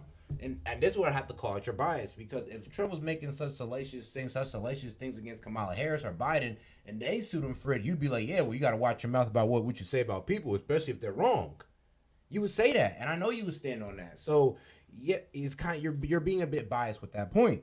You just can't say, oh, well, you're right. The First Amendment allows them to say it without getting locked up, but can they go ahead and get sued? Oh, for sure, especially if it's slander, it's wrong, and it's ruining character and money. That's a problem with defamation, because you just can't allow people to say things, and then especially if they have a big enough audience where millions of people can see it as true. That is not allowed. Can't be doing that. To be honest, if I was and he said those are the only books being banned. Well, please inform me about what else. He's talking about this critical race theory. I'm almost sure that's what he's referring to. The critical race theory ones. Well, we shouldn't be promoting. That's exactly what I said. That was my point. I feel like those books should be kind of dated out or be kind of phased out. They should taper off, because we're only prolonging racism and the victimhood mindset in some of these groups by continuing to preach it. He said, y'all are blind. Don't y'all remember when they hit our history? See? That's exactly what he was talking about. No, it's exactly what it was talking about. Okay, that was smooth. All right, nice one. I already knew. Like, don't y'all remember when they hit our history of slavery and indigenous? No, they never hit the history of slavery. Bro, did you learn slavery in school? But that was the number one thing they preached of. On God, so they never hit our history of slavery. I'm pretty sure if you ask every young black kid now from, I'm pretty sure 10 and up, they could tell you a little bit about slavery. So let's be real, that's not true. Now, when you play into it saying that, oh, you should hate these people, you should think that white people have this privilege, when you start hearing other people's ideas about this race and you start letting people preach what these kids should feel about racism, or how they should feel victims about it, then yeah, we have a problem. I'm gonna be real with you, we have a problem. So you can't really say we're blind and you're saying, oh, well, do you remember? I'm like, bro, what are you talking about? They're still teaching the history of slavery today in schools. The indigenous genocide, bro, what you mean? Hold on. I got to catch you on that one. Because back in the day in Columbus, bro, even now in today's time, we've been further educated on what really went down. So you can't even say that they're hiding indigenous genocide. Bro, we're even more educated on the subject than ever before. So, and like I said, they weren't really hiding it. You just have to further look into it. And to respect to the conversation, we do appreciate you super chatting in, Troublemaker. You've been here on the channel for quite a while. So we do appreciate your differing contrary takes. But to this specific point, I will say anything school teaches, if you want to get a true in-depth lesson, you're going to have to do a little bit more research outside of what they teach in the lesson plan. So for you to think that we're going to get a full picture or full idea, full definition of what slavery, chattel slavery, the transatlantic slavery trade route and what it did, how it affected Americans to this day, for you to think we're going to get a full picture of that from our teachers and from the lesson plan taught at schools, bro, it's just disingenuous. It's best if we don't even bother with it, honestly. It just, like I said, it just regurgitates and propagates a message of victimhood that we just keep on teaching to the next generation. And they want to bring Christian white supremacy back, and it's like, okay, well, aren't black people Christians? Aren't there Arab Christians, African Christians? I mean, Christian ain't just a white thing, you know that, right? Isn't it pretty racist of just assuming that Christian's just a white thing just because you grew up in America and you've equated it with being white? Doesn't mean you can go outside the country and you'll find Asian Christians. Like, come on now. So no. They're bringing back Christian values doesn't mean they're bringing back white supremacy, because Christianity exists outside of America and outside of white people, just like other religions. For election, I mean, I wouldn't want you ringing me, Piers. No, I got quite a good win record, actually. Yeah, like, I see some of y'all with different opinions in the chat, man, and we would love to take some of y'all on. Super chat into the stream, $1 or more. Any of your takes, thoughts, comments, questions, opinions, we'll go ahead and engage, react, and answer to. But my main point is this, and it's off of what Seth just said. There's been slaves of all races, creeds, religions in all of humanity's history. So why is it that we focus and highlight Black slavery to the point where it becomes, like I said, the focal point? It seems like it's just something that has held Black people under a thumb. It's just been something that's mentally plagued us. It's been something that has mentally jailed us, and we can't get past it. So again, to that point, I do think we stand to benefit if we don't make it such a focal point in our schools. Like, why is it something we have to focus on when everybody was enslaved in some way, shape, or form? Throughout history. This is coming from somebody who's, yes, my ancestors were slaves, of course. But I can understand that before them, there were more slaves. I can understand that now there are current day modern slaves. So why are we putting such a focal point? Why are we focusing so much energy on that specific group of people who were enslaved when everybody at some point in time has been enslaved? Now, if you say we should take it out and maybe amend it with general knowledge about how more cultures and more people were okay, maybe we can get behind something like that. But to truly only focus on that and make it seem like we were the only group of people who went through it is disingenuous. And again, it just builds up this victimhood mentality to where people feel like we had it worse than anybody else. And you can't get me to believe that. I think they want to ride on that so they can build their case for reparations. You can't get me to believe that. Maybe that's where we kind of get into some of this FBA and some of this and all these other conversations. But to say that we had it worse than any other group of people is just, it's duplicitous at the least, and it's a bold-faced lie at worst. And he said, get me on the mic. We need a live debate, bro. Tune in tomorrow, bro. We'd love to have you on the show, bro.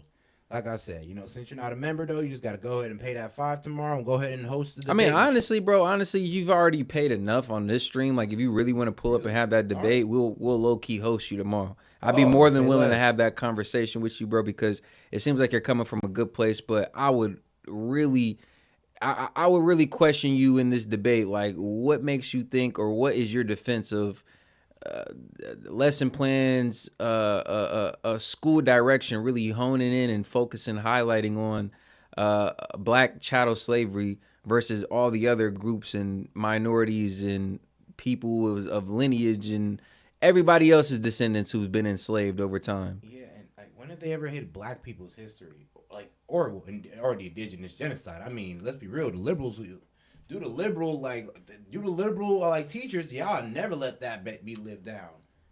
So, and let's be real, like, if it's being hit so much, then why does all these like kids on campus preach it so much? So again, and it's like we're almost defending the argument that the transatlantic, and I get the arguments. This is something that I've done a lot of research on, and this is something that I'm low-key versed on the topic of, because again, every group or every race of people has went through their own respective type of slavery. You can argue one slavery was worse than the other, but that's almost getting into the topic of is one sin greater than the other? Like, all sin is sin, correct? Yeah. So why do we focus on one group? Why do we say they had it so much worse than everybody else? Doesn't that kind of build up a victimhood mentality or almost a supremacist mentality? Like, yeah, we went through something no one else has ever had to go through. And it's not true. It's just not true.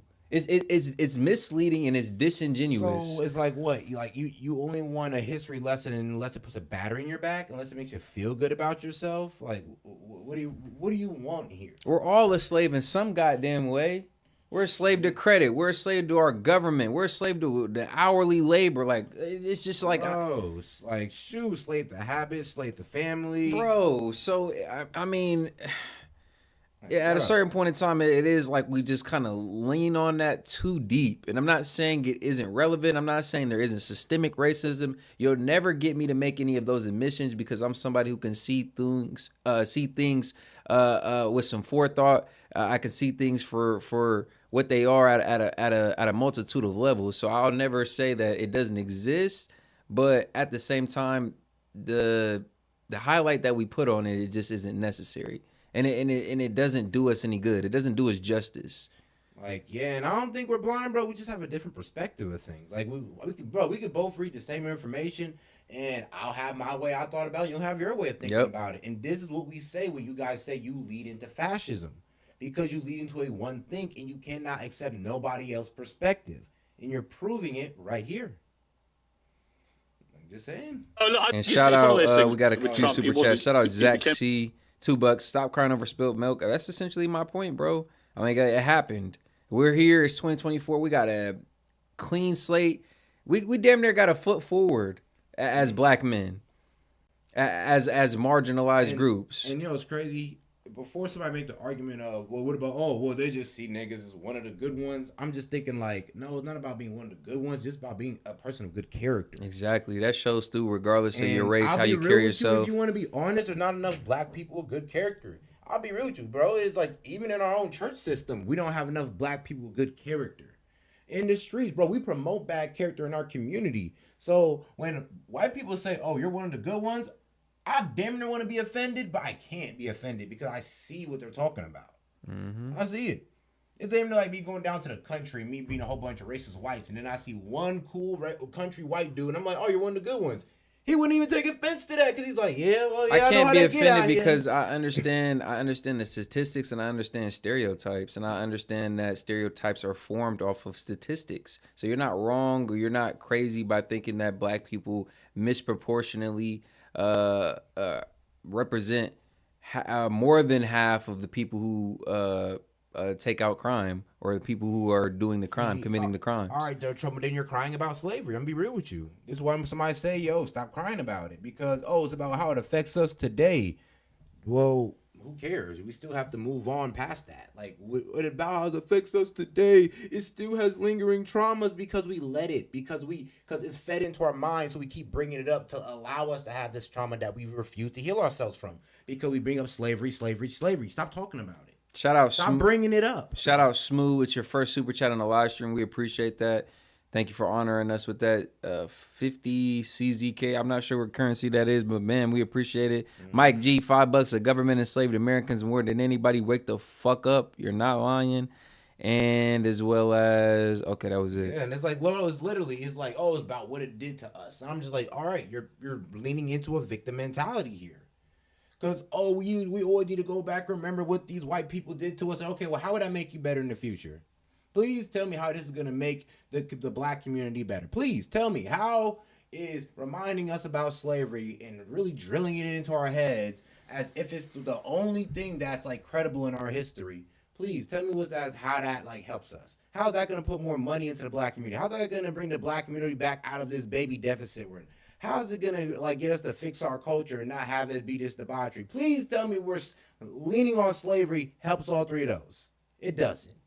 So get over it. That's why they keep telling us, get over it. Because we want any of our problems to get fixed, we got to get over it. When people sit there and linger on problems, that's called being in stagnation. You don't get nowhere being in stagnation. And what you're pointing out, to further your point, Troublemaker, or to further your point, Seth, I'm sorry, what you're pointing out is a matter of perspective, because that good one's argument could be made by all races. Oh, you're one of the good white folks. You're not racist. Oh, you're one of the good. You're one of the good Muslims. You're not. If I was down south in Alabama, and let's say, there might be a good amount of racist white people who might avoid, but then I meet a nice one. Oh, you're one of the nice ones. Or I'm in a Arab area and I'm a Christian and I meet an Arab who's accepting of my culture, and I say, oh man, you're one of the nice ones. You're one of the ones that isn't trying to, you know what I'm saying, hurt me or harm me. Like that could be that same assertion could be made for any race, bro.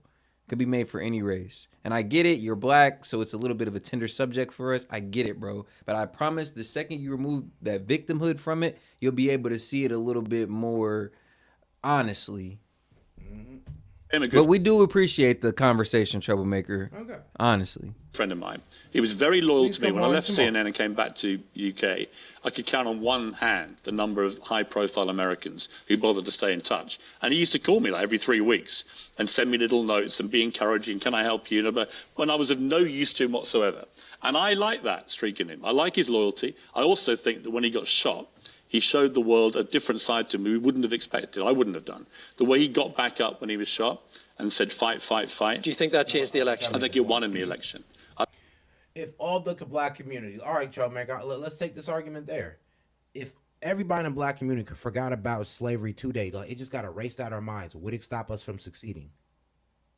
It'd help us with success, If actually, anything, because we wouldn't have this mental like, barrier. So this mental barrier. No, I'm gonna say it like this. All right, if black people forgot about slavery, each and every one, just the next day, will we stop taking care of our kids? Will we stop taking care of our family? Will we stop being a community? If we forgot about slavery the next day, if everybody just boom, brainwashed, gone, will we still stop? Will we stop being black? Oh, so what? It was slavery that made us black? Like, what are you trying to say here? You're leaning. That's what I'm saying. You're leaning everything that black people are on slavery. Like, do you not see where you're kind of like have a kind of? It's a little crazy, G. It's a little crazy because we're more than that as a group, as a people. But okay. I think a lot of Americans admired just the sheer balls of doing that, and that's their decision, which you have to respect. Piers, I can only say there is never a dull moment. Come back and see us anytime. Give it up one more time. Piers Morgan. Thank you. Shout out Piers on the Late Late Show, man. That was a nice little segment right there. Brought up some interesting conversations, to be honest. I wasn't expecting all that, but we're going to transition into the next video. This is right here. We got a war strategist expert on how NATO and Biden's recent aggression could trigger a World War III response. Something like Afghanistan under Biden. What do you make of it? Those in Russia and Ukraine were joined. Well, for more on the escalation between Russia and Ukraine, we're joined on set here by the former CENTCOM spokesperson, retired Army Colonel Joe Pacino.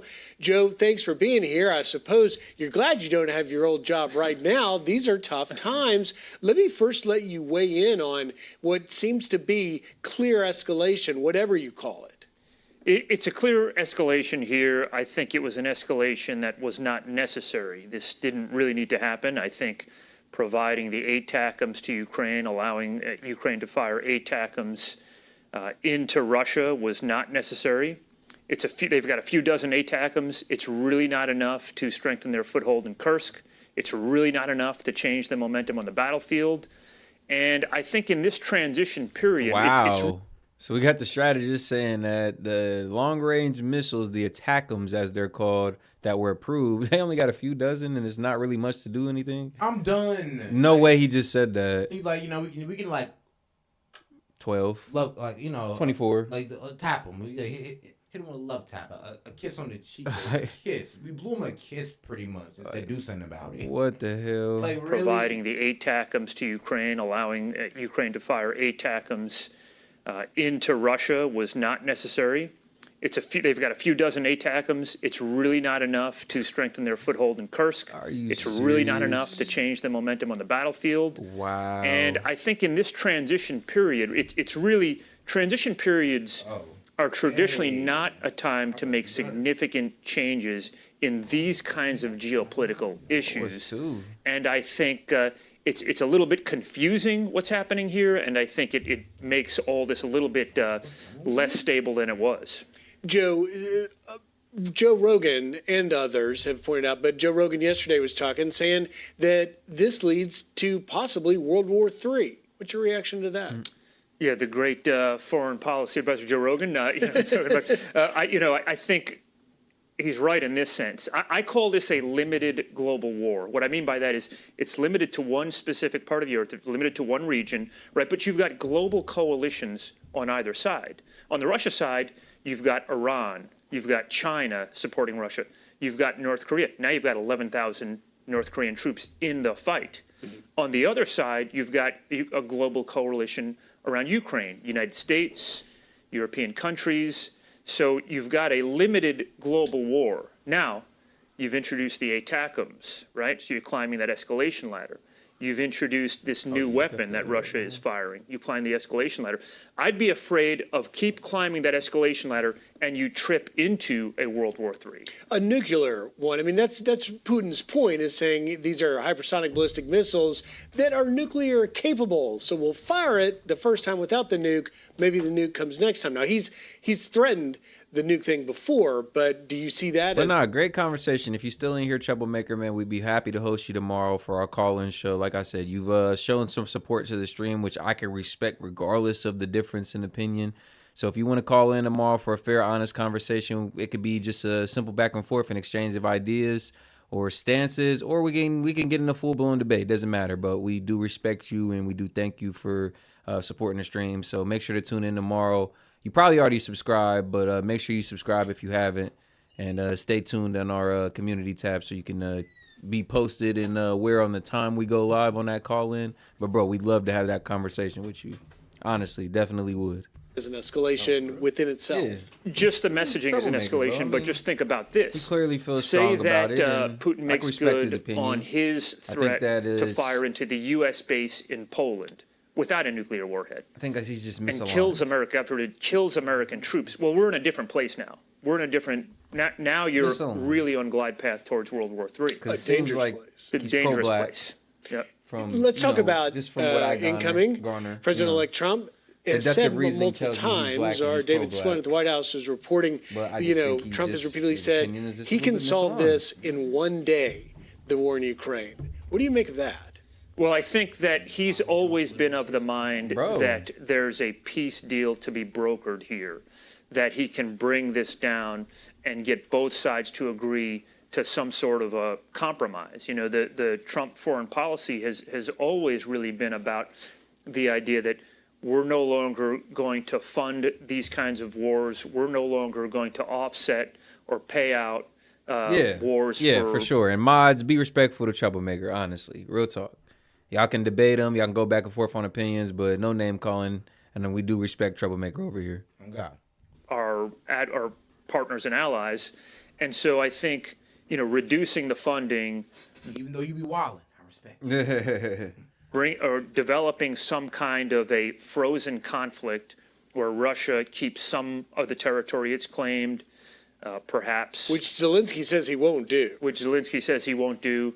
But perhaps there's a carrot and a stick situation with Zelensky where the United States, proffers them to join NATO. The Washington Post editorial board said that if Trump abandons Ukraine, it will be akin to something like Afghanistan under Biden.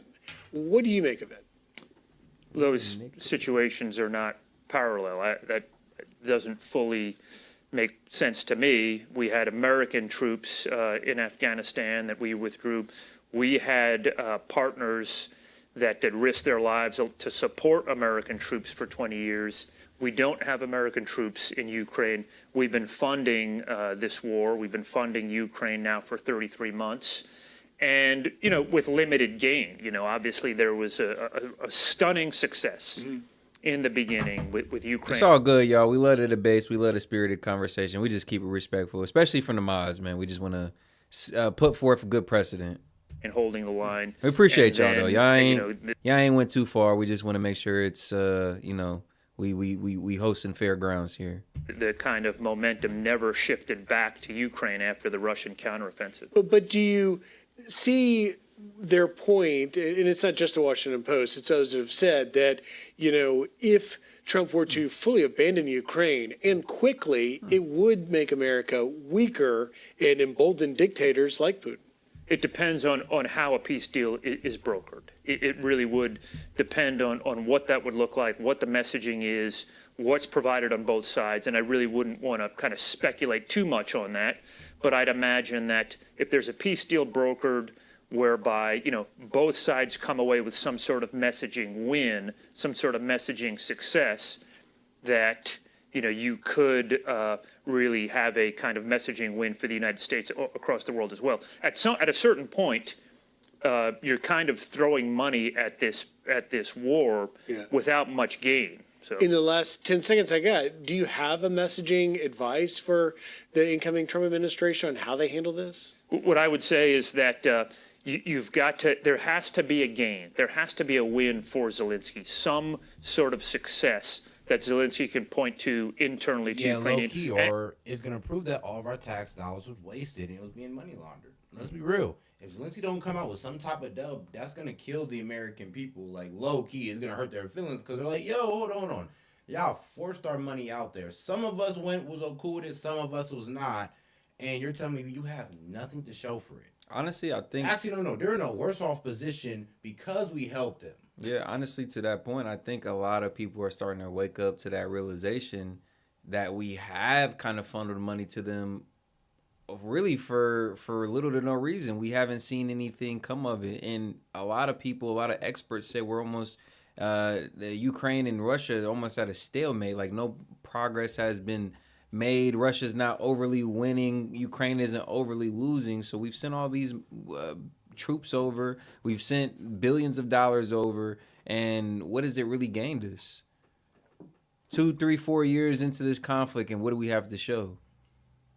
Inflation. Bro, it's kind of sad to see. But we're going to transition right into the next video, you guys. Going to keep the show going. What did I have here? Did I get mixed up? Who knows? But, man, make sure y'all like the video, man. We got 300 plus of y'all in here, man. Go ahead and double tap that screen or the 3 dots up there in the corner, man. Because this Ukrainian conflict is a bit crazy because they're, like, trying to escalate it before Trump gets in. Even though he's been talking about this on his whole campaign to bring peace to it, saying he can solve it in 24 hours. It kind of seems like Biden's trying to make sure he can't solve it within 24 hours. Funny enough. So they can turn around and be like, oh, well, he didn't solve that conflict in 24 hours. Yeah, because Biden made it worse. And we're going to be here to make sure we rub that in y'all face as soon as y'all try to bring the point up because we know y'all will. We know it. As soon as this man comes in office, they're going to say, well, he didn't solve it day one. Yeah, because Biden was on bullshit on his last days out. Y'all gonna come running up right behind him talking about, whoa, Trump did this and Biden tried to. No, he didn't. No, he didn't. You remember as Biden was leaving, almost as a parting gift, he over here approving long-range missiles? Like, who's he working for? Like, who's he doing this shit for? Clearly ain't for us. But we're gonna transition right into the next video. I thought this was very interesting. Companies did well, though. Oh, God. Made millions. Billions. Crazy. But yeah, I thought this was very interesting. Shout out Elon Musk. That man's trying to buy MSNBC. Really? Yeah. He said it's a real one. Bro.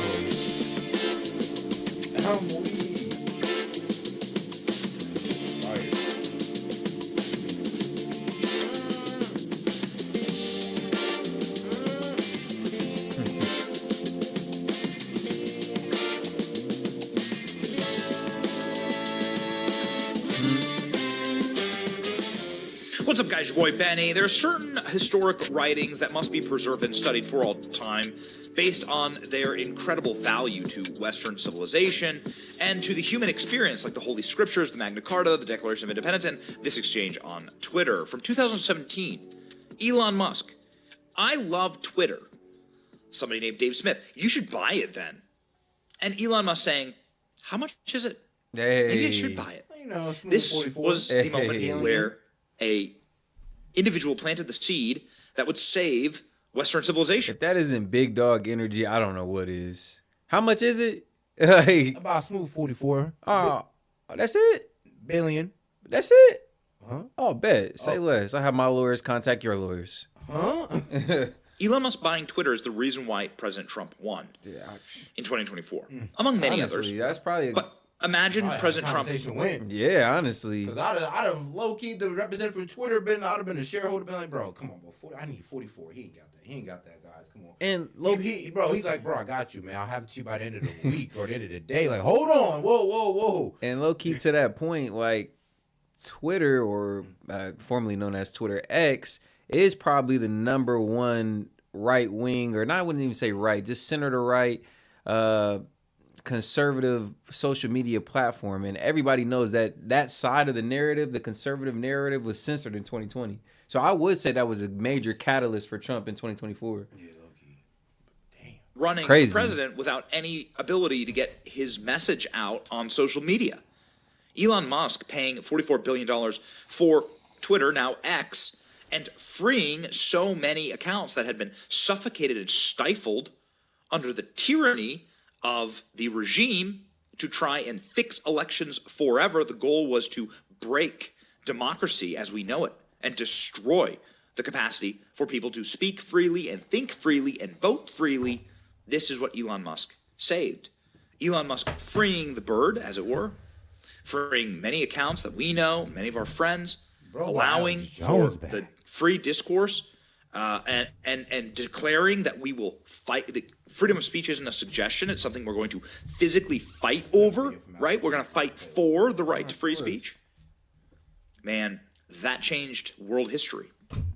So when Elon Musk says, "How much is this left-wing instrument of suppression and oppression and fake news?" you should pay attention. Ladies and gentlemen, history may be repeating itself. Here we go.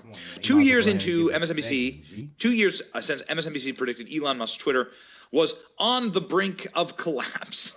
Oh, really? I didn't even know that. Now this guy, Mehdi Hassan, he doesn't have a show anymore. I guess okay, his show's been kicked off the air. He's been kicked off the air and completely deplatformed. This scumbag. It's like amazing how this all works. It's crazy. I don't even think this guy got kicked off for being a scumbag. Honestly, he got kicked off for being pro-Palestine, in my opinion. Yeah. If Strong anything. Palestine Yeah, stance. because I mean, like, bro, when it came to his Trump stances, everything he was in alignment with the Liberal Party or the Democrats. It was the one comment he made on that CNN panel about the pagers. Yeah. It was that comment. Everybody was low-key trying to cancel him after that. Because that was... He's too pro-Palestine. That's the problem. Yeah. There's such thing as too pro-Israel and there's such thing as too pro-Palestine. That's what I said. When you get too radicalized on either side of the spectrum, you low-key... sound a little crazy sometimes. Yeah, you start and you start dehumanizing. wilding. And you start dehumanizing people real quick. It's just a tough stance to take. And I can understand why people are distancing themselves. Mm-hmm. And Elon Musk saying, yeah, now MSNBC is going down. Well, that's an interesting thing to say. MSNBC is going down.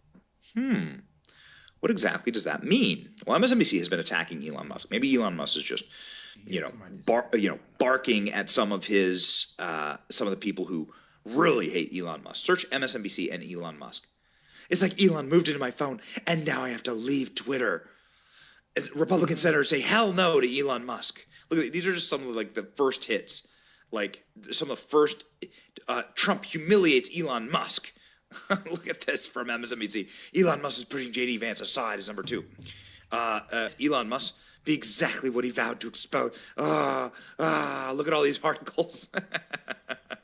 Elon Musk's most dangerous ideas. The blurred line between X and the Trump administration. The dangers of Trump allowing billionaires like Elon Musk. Look at that. Yeah, they run stories. Is Elon Musk in the room with you right now? That was the problem about MSNBC, bro, and the rest of them. They ran stories. The most negative stories about Trump back to back to back to back to back. I was just like, God damn, it was an all-out assault on whoever he picked.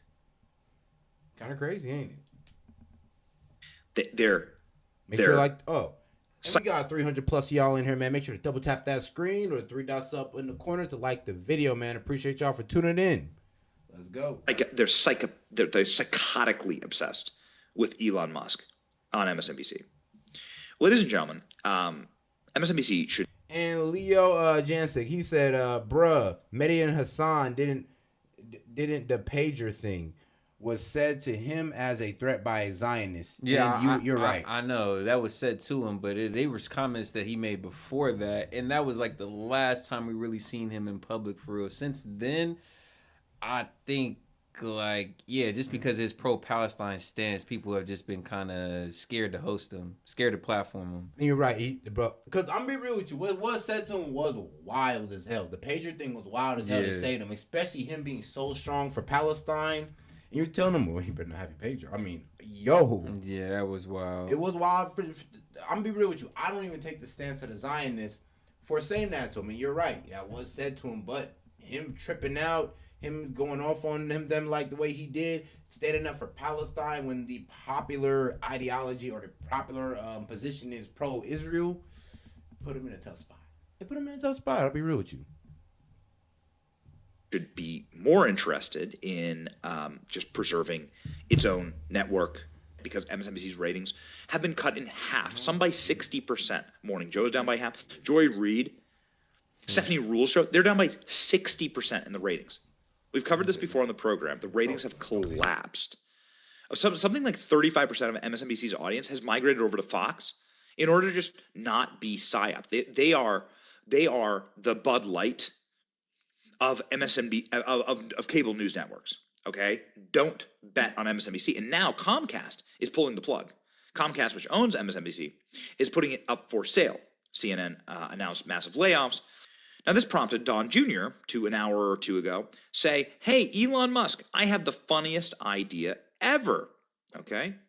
Donald Trump says. Donald Trump Jr. says. This, in turn, prompts Elon Musk to do how much cost? Again. Which is the exact same thing that he did here in the 2017 epic post that started the ball rolling on him buying X, saving Western civilization. Elon Tucker held an interesting interview. Pretty damn. I explained. I see. Or what?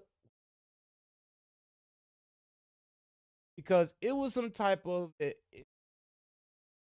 well, I didn't really know about to be honest. And wonder why I didn't know about it? Because I'm like, whoa, where the hell is y'all? It sounded like we need y'all, we had y'all, but y'all wasn't doing y'all job. Like, what's going on? So you ran OMB before? Yeah, OMB. This is administration that kind of threw me off when I was hearing about it. 'Cause I'm just like, oh, y'all sound much, but where were y'all in the last 4 years? Because it didn't sound like y'all had too much things going on. You wasn't enforcing anything. But let's hear about what they do. So you ran OMB before, and you don't have to comment on this. It sounds like you are very likely to run OMB again. Tell us what OMB is for those who aren't from Washington, what it does and what you would do with it. So OMB is the nerve center of the federal government, particularly the executive branch. So it has the ability to turn on and off any spending within the Office of Management and Budget. Office of Management and Budget. It has the ability to turn off the spending that's going on at the agencies. It has all the regulations coming through it to assess whether it's good or bad or too expensive or could be done a different way or what does the president think. And then all of government execution. So anytime you have cabinet executive branches conflicting with each other or working together on something, for instance, the wall, the president wanted to fund the wall. We at OMB gave him a plan to be able to go and fund the wall through money that was at the Department of Defense and to use that because Congress wouldn't give him the ordinary money at the Department of Homeland Security. So it really is, presidents use OMB to tame the bureaucracy, the administrative state. That's crazy. He's like, administrative state getting your way. Call OMB and we'll go ahead and get not only the funding that you need, but we'll get it over to bureaucrats because, like I said, you understand the importance of your plan. Ain't that crazy? We've had these people, but what's been going on with them? Oh, we're about to find out. Pioneered. Yeah. It was really pioneered, honestly, by FDR. And then President Nixon also was really learning from FDR on how to use it to tame the bureaucracy. And we would have seen Did he create the office, Roosevelt? The office was formerly the Bureau of the Budget for the last 100 years, right? And then Nixon renames it Office of Management and Budget, and it becomes kind of more of a statutory thing, reporting directly to the president, no longer within Treasury. And so since then, you've had it still there, still really important, viewed by the country largely as a budget cutting exercise, but it is the president's most important tool to dealing with the bureaucracy and administrative state. And the nice thing about President Trump is he knows that. And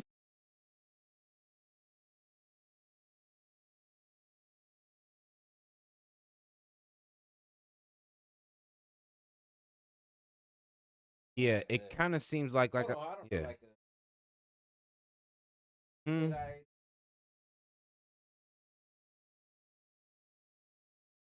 If it's for the people, they don't like it. But if for the corporation, thumbs up.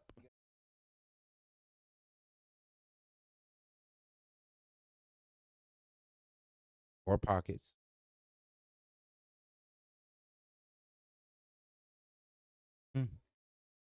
Hey, that no war stance, man. That's deadly to some of these weapon companies.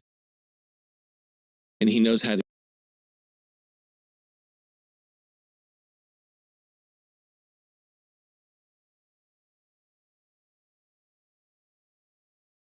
Mics are out.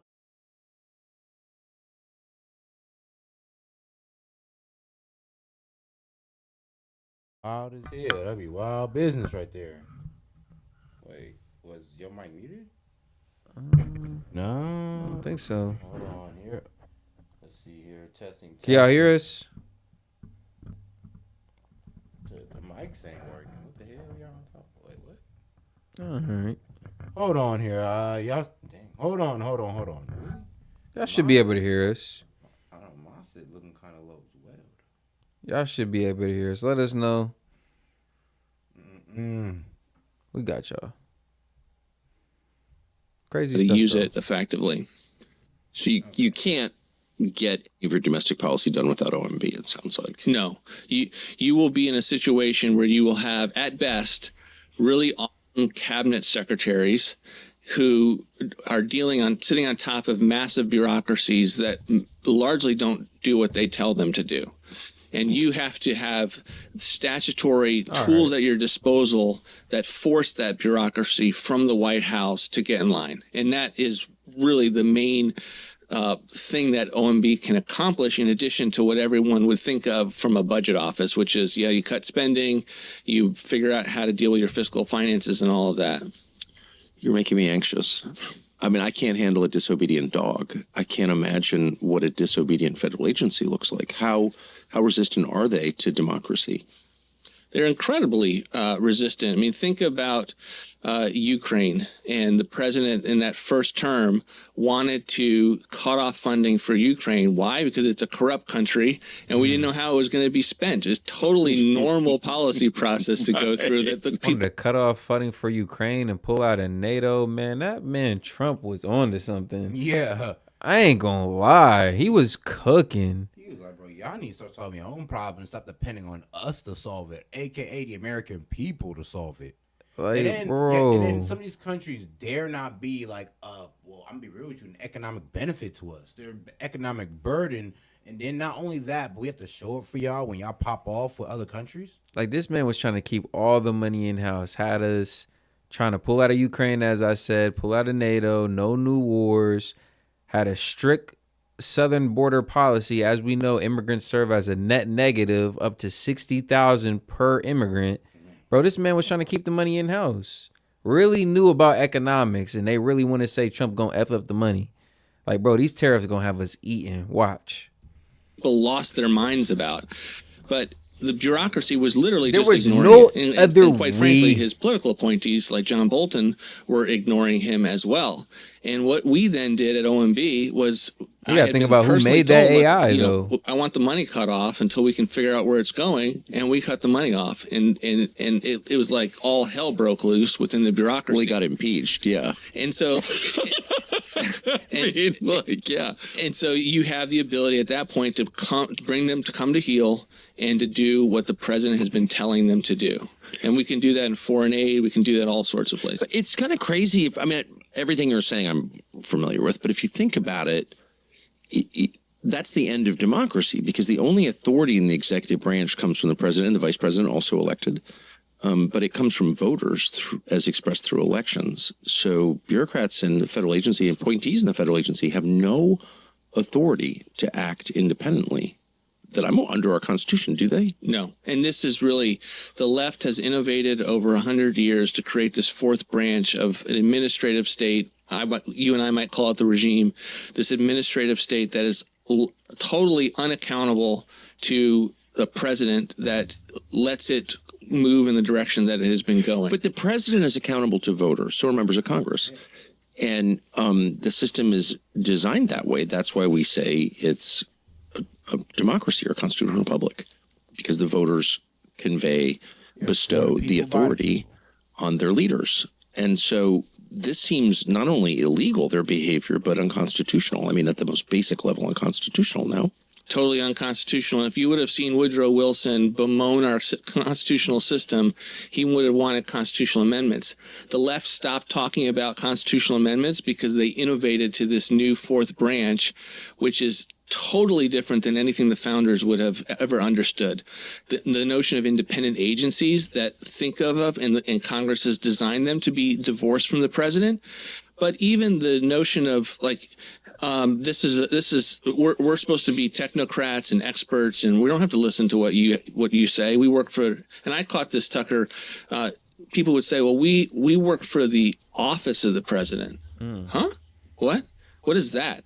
It's a way. And where does it get its authority? They get their authority. They have essentially taken authority.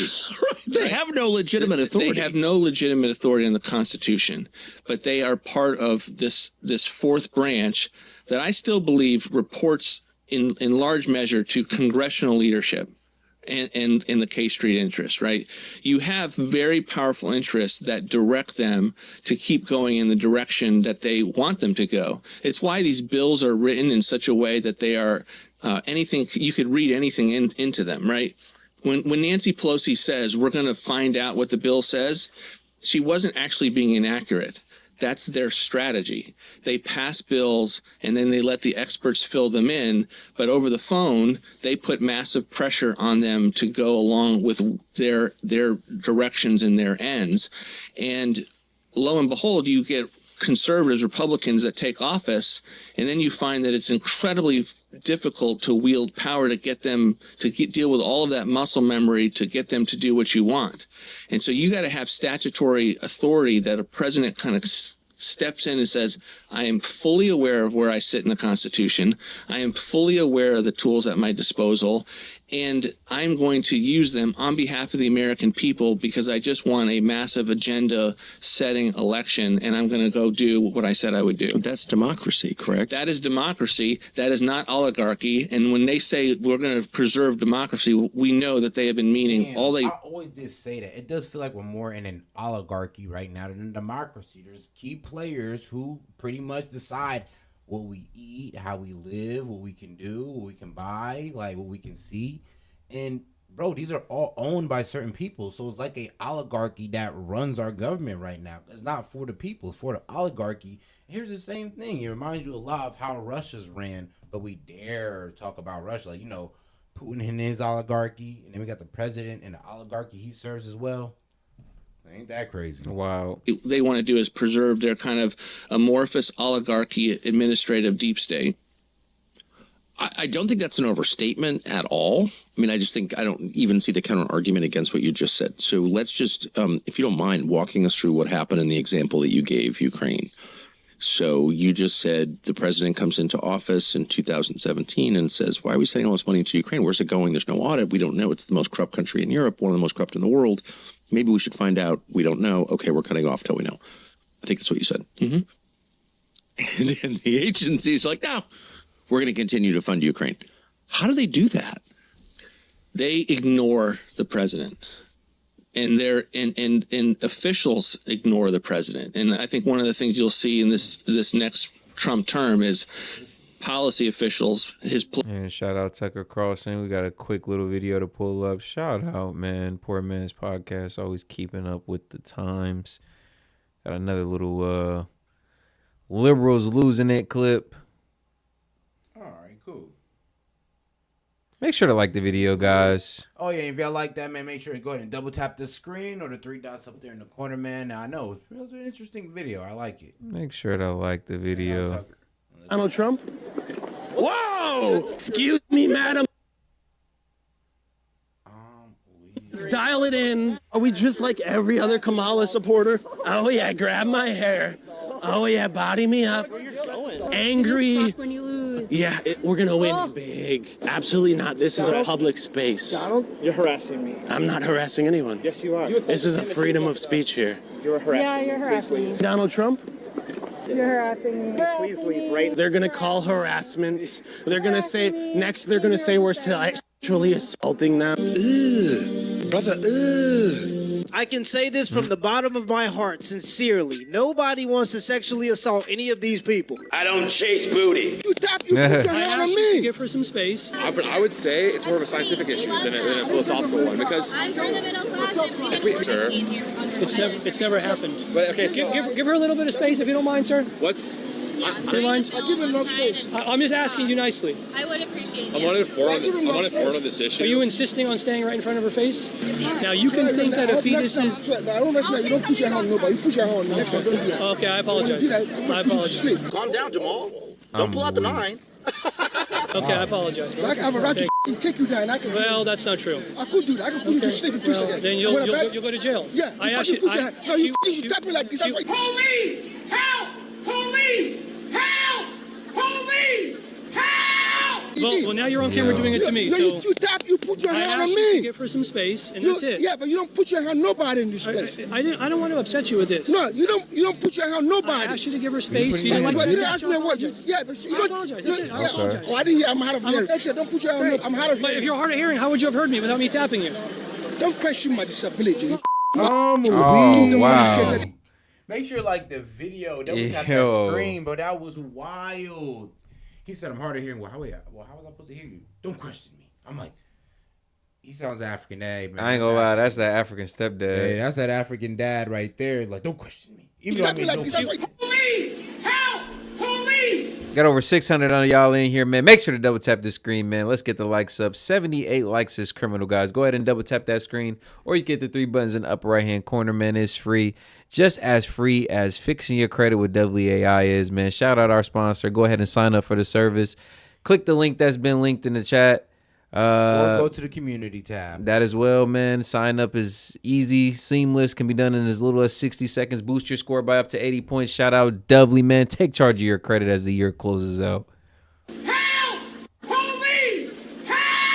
Well, now you're on camera doing it to me. No, So you put your I hand on asked you to me. give her some space, and that's it. Yeah, but you don't put your hand on nobody in this place. I don't want to upset you with this. No, you don't put your hand on nobody. I asked you to give her space. You didn't But like you to didn't ask me what. Yeah, but you I apologize. That's it. I yeah. apologize. Oh, I didn't hear. I'm out of hearing. Actually, don't put your hand on. I'm out of hearing. But if you're hard of hearing, how would you have heard me without me tapping you? Don't question my disability. You fucking demonicated bastard. Yeah, thank you. Yeah, you are. You come and pretend like Sure, you're intellectual. sure. You fool. Thanks for talking. Thank you. Have a good one.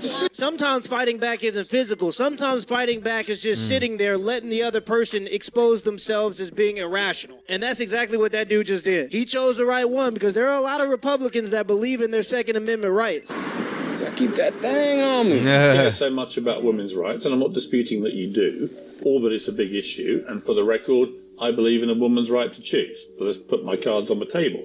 But why, especially Kamala Harris, positioning herself as I'm the one for women's rights here? How do you equate that with what goes on, for example, in women's sport, which is so grotesquely, So there it is. which is such I a was like, gross. how is he going to spin this to something so unrelated? But it's not unrelated. And the reason I think it's important is that last week the United Nations came out with a report saying 900 women have been deprived of medals by trans athletes around the world. This is outrageous and an obvious direct attack on women's rights.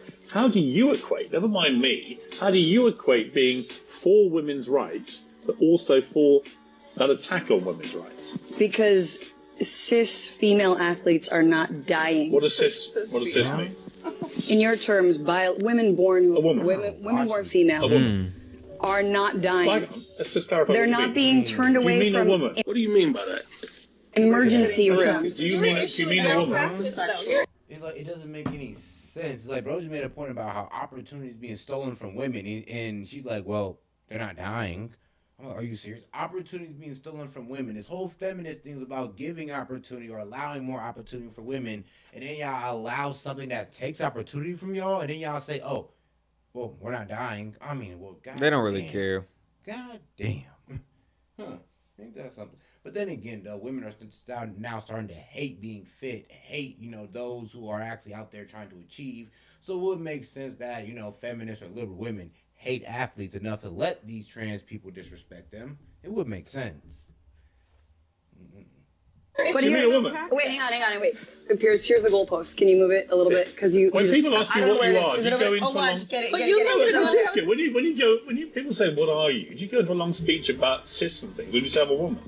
Yeah, I say I'm a woman. I'm telling you right Why now are we using the word cis? that female athletes aren't dying at the rates that women are currently dying in places like Georgia. I think most people do care, and I don't think most Americans want people in the LGTB community to harm themselves. But with that being said, I don't think we should restructure our entire society to compensate for less than 1% of the population. Less than 1% of the population only got one leg, but when they go to Foot Locker, they still got to buy 2 shoes. There's this sense, right, that whiteness, right, is under threat. The demographic shifts. The country isn't what all of these racially ambiguous children on Cheerios commercials are confusing the hell out of me. Eddie, a lot of people voted because their life's too damn expensive, and it was here, and they voted for. You're telling me, Stephanie, that all of these people who believe that their lives are, that bread is too high and eggs are too high, that they voted for a convicted fella, a guy who said we can grab the pea. I think that a lot. They voted for this guy. I'm not defending. Yes, please melt down about. I love it. That's exactly what we did. We voted for that guy. Yes, we voted for the felon over the cackling idiot. Yes, that's exactly what we did. I'm sorry if you're so offended by that. But me, hey, I'm happy. Population only got one leg, but when they go to Foot Locker, they still got to buy 2 shoes. There's this sense, right, that whiteness, right, is under threat. The demographic shifts. The country isn't what all of these racially ambiguous children on Cheerios commercials are confusing the hell out of me. Eddie, a lot of people voted because their life's too damn expensive, and it was here, and they voted for. You're telling me, Stephanie, that all of these people who believe that their lives are, that bread is too high and eggs are too high, that they vote. The problem is that, yeah, you're out of touch, G. I'm like, the way he's talking is somebody who's out of touch. Is like, oh, well, what you mean? It's only the price high. That's it. Like, what you mean? Like, I don't care about how they get it. Just vote the way I want y'all to vote. That's how they're talking. That's how they, and I'm be real with you, that's how some of y'all sound. It's like, oh, F what you got going on, F the border crisis, F affordability, just think how I want you to think. Just agree with me. Like, I don't care if you're seeing, like, immigrants in your city. I don't care if you see the prices go up on groceries. If we say over here in the liberal media that, oh, we're in the best economy, that's why you should vote for Kamala Harris and all that, yes, you best believe that your damn self. And then wonder why we call you fascists. Or wonder why we call y'all, like, I ain't gonna lie, well, a cult damn near a cult in a way. Because, like, no matter what your leader does or what they do, y'all still rock with them. It's kind of like what y'all was calling us, but except, Trump did something wild, we wouldn't really rock with him. Biden's done plenty of wild things, so it's Kamala, y'all still rock with them. Voted for a convicted fella, a guy who said we can grab the pea. I think that a lot. They voted for this guy. I'm not defending it, but I think there are tons of people that don't pay attention to, and I'm not defending it, don't pay attention to politics at all. But while we live in the most prosperous country in the world, people are saying life's not fair. I'm not doing well. My son's still living in the basement. I can't seem to get a job. I don't like the status quo. I'm voting for something else, and he was the person. I love you to life. I love you. But I did hear a statistic, bro. It's wild. I think like 60% of kids, I'd say that 25 to 29 are still living with their parents. Due to how unaffordable things are in like a good amount most countries right Generation Z? No, yeah, I mean most states, yeah. I mean, actually no, our generation as well. Oh, yeah. Wow.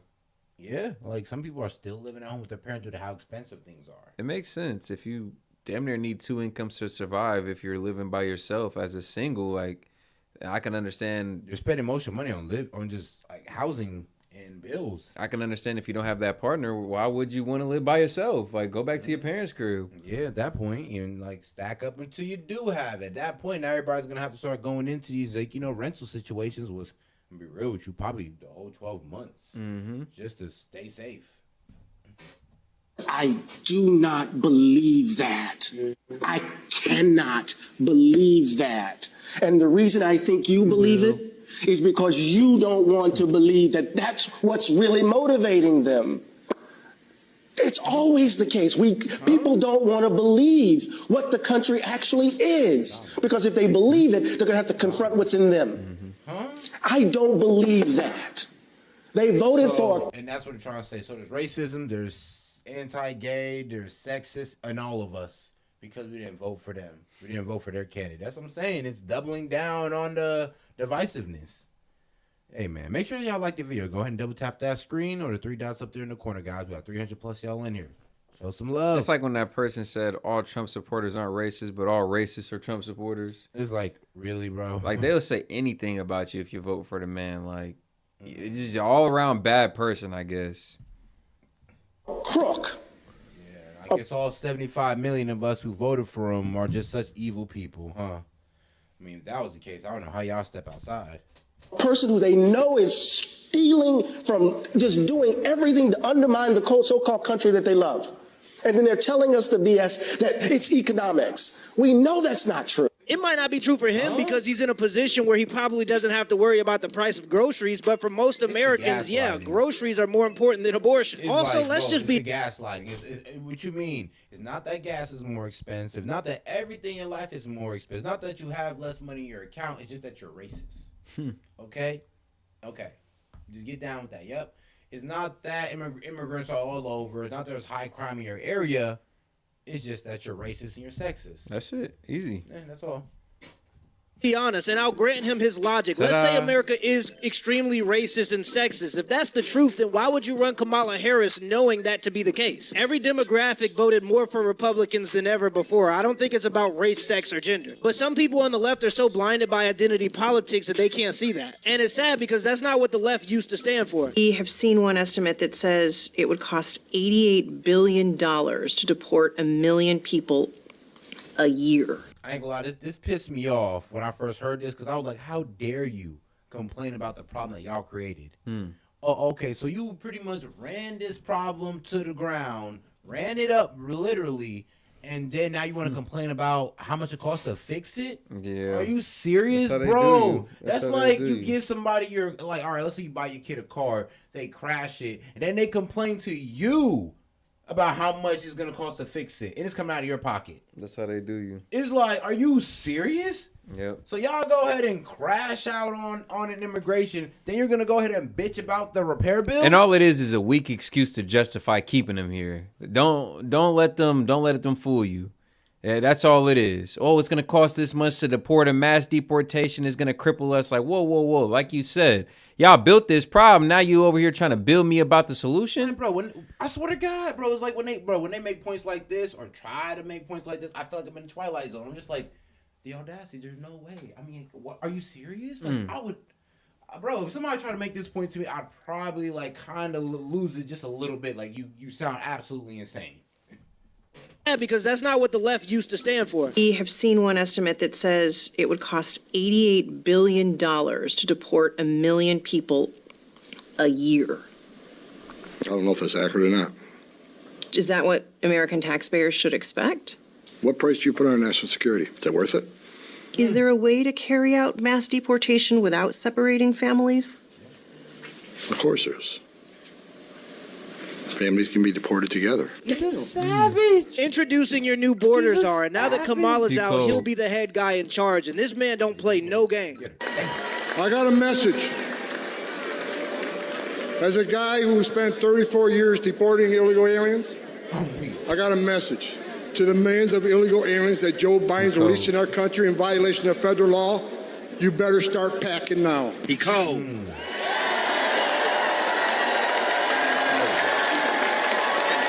You're damn right. Because you're going home. I got another message. Another message to the criminal cartels in Mexico. You smuggled enough fentanyl across this country to kill 148,000 young Americans. You have killed more Americans than every terrorist organization in the world combined. And that's when President Trump gets back in office. He's going to designate you a terrorist organization, and he's going to wipe you off the face of the earth. You're done. You're done. That's what I'm talking about. You could call me the can man, because anybody can get it. Africans, Americans, Dominicans, Mexicans. Zero tolerance was interpreted as the policy that separated children from their... If I get arrested for DUI and I have a young child in the car, I'm going to be separated. When I was a police officer in New York and I arrested a father for domestic violence, I separated that father Mr. from his Holman, family. with all due respect, legal asylees are not charged with any crime. When you're into the country illegally, it's violation 8 United States Code 1325. Seeking asylum is legal. If you want to seek asylum and go through the port of entry, do it the legal way. The Attorney General of the United States has made that clear. Okay. I ain't gonna lie, I'm getting cooked. Mr. Chair, the memo is submitted to the record for review. Inspector General Costello, one last thing. I gotta be honest, I get it. If American families can be separated here on our home soil, then immigrant families can be separated. And if they don't want to be separated, they can go back together. People are tired of weaponized empathy. People are tired of other countries taking our kindness for weakness. And I've been saying this for the past 4 years. The moment men step up and start saying, we don't care, all of this is gonna change. But I identify as a, we don't care. Yes. But illegal immigrants, we don't care. Transgender, we don't care. Hell, even Mexico is deporting Americans, so why wouldn't we be able to deport immigrants in our country? Mexico is now deporting Americans back to the U.S. because they're fed up. So recently, people in Mexico have been complaining because there's been an increased amount of Americans moving to Mexico without documentation. This has been causing inflation in Mexico since Americans usually don't pay any tax, and they pay in U.S. dollars, so prices have been going up. Just in the past 60 days, there's been over 240,000 immigrant apprehensions, and over 7,000 of them have been deported so far. The reason people are fleeing from the U.S. to Mexico is because they can't afford to live in America anymore, and in Mexico, the US dollar has a lot more value and can go a longer way. However, because of this, people in Mexico are also feeling like Americans have been colonizing in a lot of parts of Mexico, and for locals, it's been a struggle since businesses have been naturally raising prices in response to this. People in Mexico are saying this is decreasing. Mexico, you best get their ass up out of there. Yup. Lock them up in American handcuffs. Yes, made in America, too. Go ahead and do me a favor when you lock these people up and send them back here, please. And we'll go ahead and send y'all back in Mexican, handcuffs as well with the Mexican flag on them. We got you. The quality of life over there, and everyone using pesos now having to pay more to buy anything. This is the absolute truth. I did 1,200 abortions, first and second trimester. One was for rape, 2 were for incest, about 9 or 10 were for genetic defects like trisomy 21, and all the rest of them were healthy moms and healthy kids. People believe what they want to believe, and they don't want to believe that, but that is the truth. So out of 1,200 abortions that this medical professional performed, he pretty much just admitted to maybe 15, 20 tops being special circumstance, special exception. Bro, David, I can count on my fingers how much times.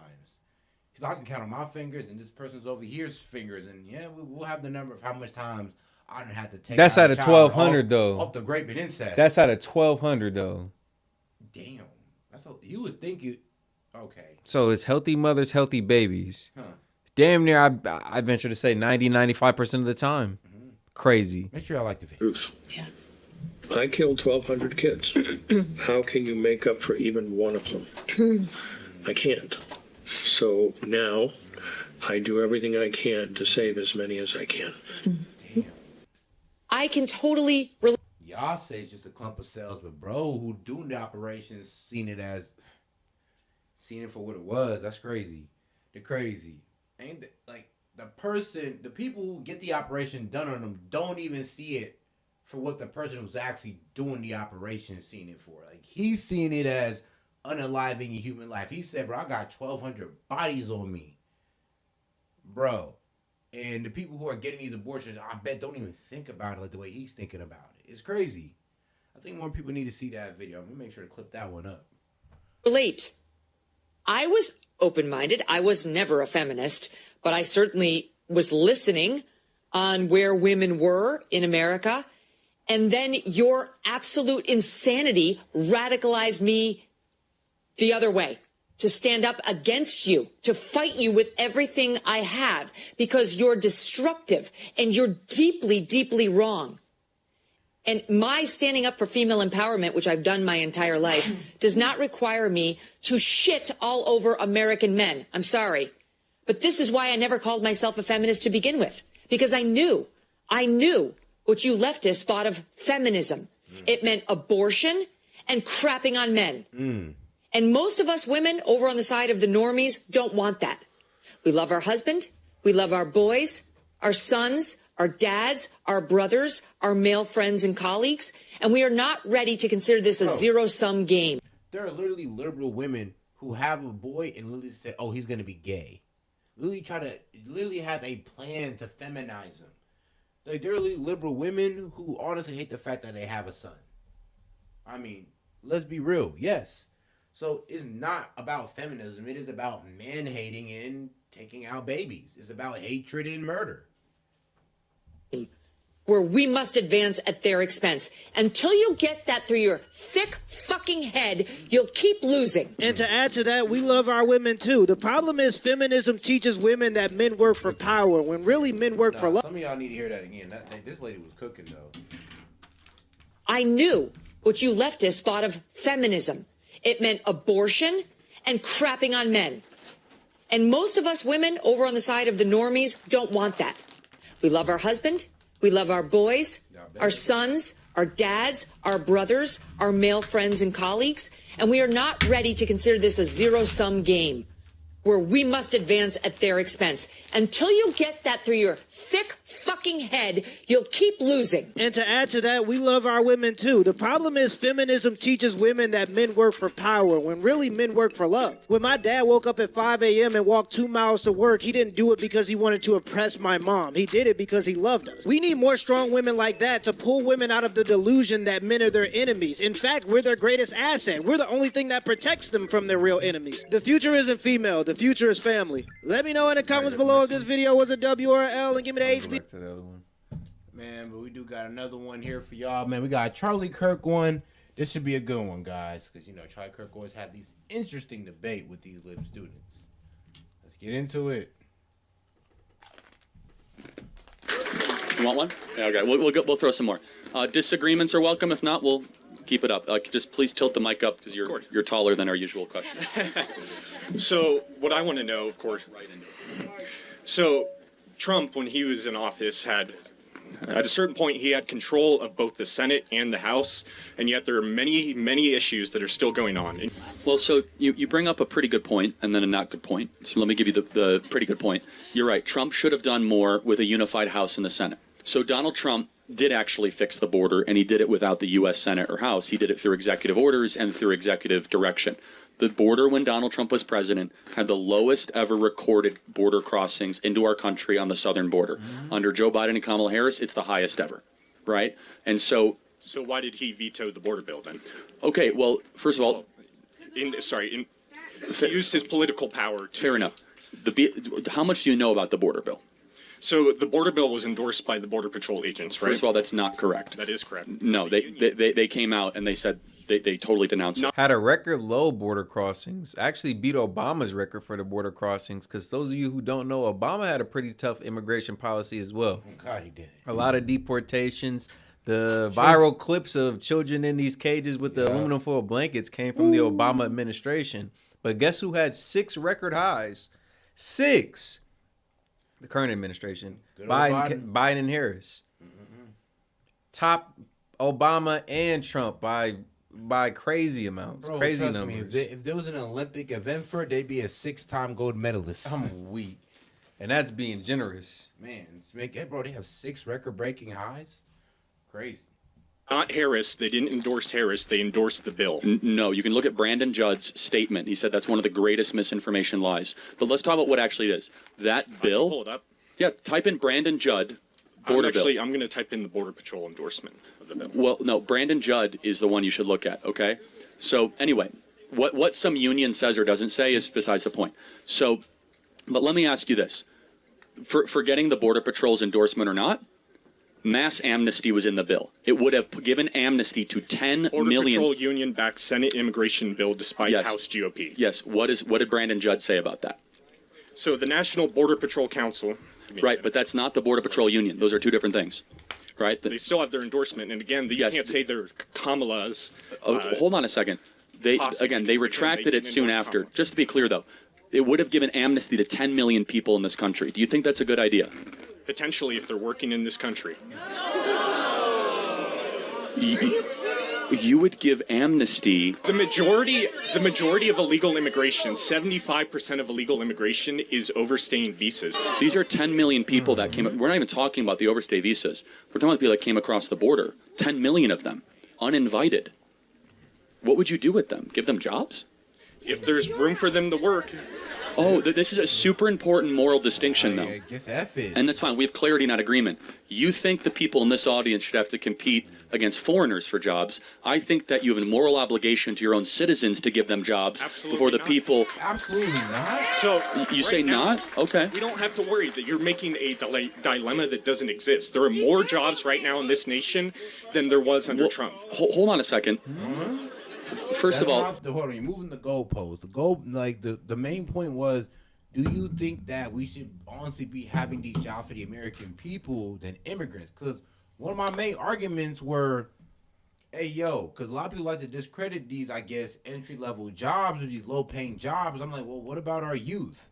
Well, they can work these jobs, bro, factory work and all that good stuff. Like, it used to be for the youth. Yeah, like college kids, like mid-adults, all that good stuff. Like, those is around the realm of what they're doing. Mm-hmm. So when you're just saying, oh, F those jobs, immigrants work those anyway, you're disregarding, like, millions upon millions of Americans. And just because you're only around the people in the office, like, you're only seeing a very, very small part of the workforce. Position of privilege. Yeah. And it is disingenuous to say, oh, well, we should have jobs for them. Like, there's plenty of jobs available for them. So what do? Invite the 10 million over here and then just make it work as they're over here? That's a very dangerous gamble. Like, yeah, get them over here, not sure we have the infrastructure for them. And then, I guess, fend for yourselves after we get you over here. Huh. Oh, yeah, and you guys have a court date to come to in 2 or 3 years. Hopefully we see you then. Yeah, that's pretty damn funny. It's going to be near impossible to keep up with the immigrants that bill allowed for. But don't worry, they'll F up eventually with the law when they'll just pretty much, we'll find them. Even if we got to play a game of Pokemon. All paying jobs, and they're not keeping up. Why do you think that wages aren't keeping up with inflation? Wages aren't keeping up with inflation because people in this audience have to compete against people that have come across the border. But let's just talk about the morals of it. Just the moral of it, the moral. So you would give amnesty for people that are and newcomers that just come in and cut in line. I want to talk about the practical here, Charlie. The border bill gave them amnesty. It is practical. That's why Trump torpedoed it. Is if they can help our nation, then we should let them. Just let me ask you a moral question, because we can go back and forth. Do you think it should be a crime? Charlie, I'm not here to talk your talk. I'm here to talk the practical, which is no, I am here practical. And they can work. No, we're not talking about moral here. The only discussion is the moral. Do you think it should be illegal to come into the country? That's not what you led with the moral. That's not what I led with. We're not moving this conversation. No, we're going back to the border bill. Actually, no, I'm not strongmanning it. The border bill said it's straw man, not strong man. I got it. The border bill did what for an amnesty? It would have given amnesty to 10 million illegal aliens, yes? Okay, again, so you asked, you said, why did Trump torpedo it? Because Trump cares about Americans more than foreigners. That's why. Okay? Why did the GOP endorse it? The GOP did not endorse it. Bipartisan bill? Hold on a second. Senator Langford, who is a traitor to this country, endorsed it. Yeah? Multiple GOP senators. Okay, if you're trying to convince me that a bunch of rhinos got behind a bunch of border bill, we're going to talk past each other. Read the bill. I do not think D.C. or Washington, D.C. should pass a bill that says if you come into a country, you're given amnesty. And you disagree. Doesn't make any sense. By the way, if they're doing jobs, more the reason to kick them out, because those should be jobs given to Americans. But the job market is higher now than it has ever been. The stock market is higher now than it has ever been. Let's hold on. Do you guys think the economy is better or worse? We're not. You are living on a cloud, man. Listen to because his parents pay his tuition and all his bills. He doesn't have to really go out and fend for himself, nor does he have to participate in this economy. And I'm pretty sure people who he's talking to about the job market are people who all work office jobs, who all work these high-paying jobs. But, bro, that's not everybody. There is a reason why they say majority of people work these entry-level, low-wage jobs that y'all look down on. When you give them out to immigrants, you're low-key selling out your own people. And these are jobs that, I'll be honest, like the job pool is kind of wide because they're entry-level jobs, low-skilled labor jobs. Like anybody can get them. So to add more people to that already wide, very deep job pool, it really just hurts American citizens. Not only the demographic that S.E.T was talking about, young Americans, young adults, teenagers, but just anybody who needs a quick little job. Think about it.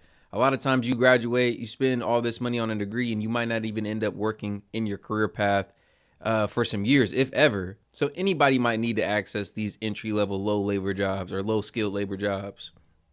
And to just be handing them out to migrants, it is hurting American citizens, whether you are experiencing it firsthand or not. People of this country, they can't afford things. The job market is awful. The economy is terrible. Stop reading the New York Times and start talking to American voters. Yeah. And you understand how insane you sound? The economy is better. People are telling you they can't afford stuff. Yeah, inflation is high now because Trump spent more than any president on the debt in 4-year period. So wait, it's Trump's fault that inflation is high 4 years later? As you would come to realize, I'd hope in your role that economies are reactionary forces. It takes time for things to be implemented. Got it. So nothing is Biden's fault. Everything is Trump's fault. We'll see Biden's impact largely in the next 3 or 4 years. It really is remarkable, the power of propaganda. It's fine. God. Do you think that Kamala Harris and Biden are successful? Depends on what metric. Biden can mess up how much he wants. Y'all just blame it on Trump. Like he can literally mess up as much as he wants. He'll blame it on Trump. I mean, look what he's doing now with the whole Ukraine thing. What, y'all gonna find a way to blame that on Trump as well? But economy-wise, no, I actually do agree. It was like when Obama came out when he was campaigning for Harris and said, well, Trump was bragging about his economy. Well, guess who handed it to him? Like, bro, nothing he's good at is good, huh? Oh, God. It's like, but he kept it going. Like, well, guess who handed it to him? I'm just like, bro, sit down. They are a huge success in destroying the country. I totally agree. So if you look at economists, right, some of the nations, actually, many of the nation's leading economists have endorsed Kamala Harris for presidency because they say that Trump will ruin the economy. Then why didn't he ruin it the first time? He did. Trump ruined the economy? Again, it's reactionary forces. What Trump did is he handled... So let me just ask one final thing. What is Kamala Harris's greatest accomplishment? Kamala Harris's greatest accomplishment? I think it depends on who you ask, but I would say... You. Yeah, I would say it was cutting child poverty in half.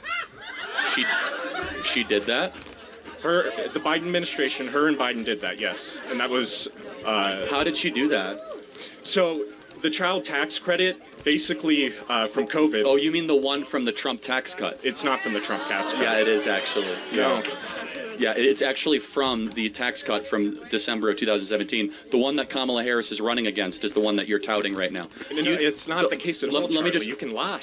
No, I mean, you're just totally wrong. I encourage everyone to look up the child tax credit right now on your phones. Yeah, the child tax credit was part of the Trump tax cut. And look on what bill it was passed. Look what year it was passed. It was during it was 2017, literally. Yeah. Donald Trump expanded the child tax credit in 20.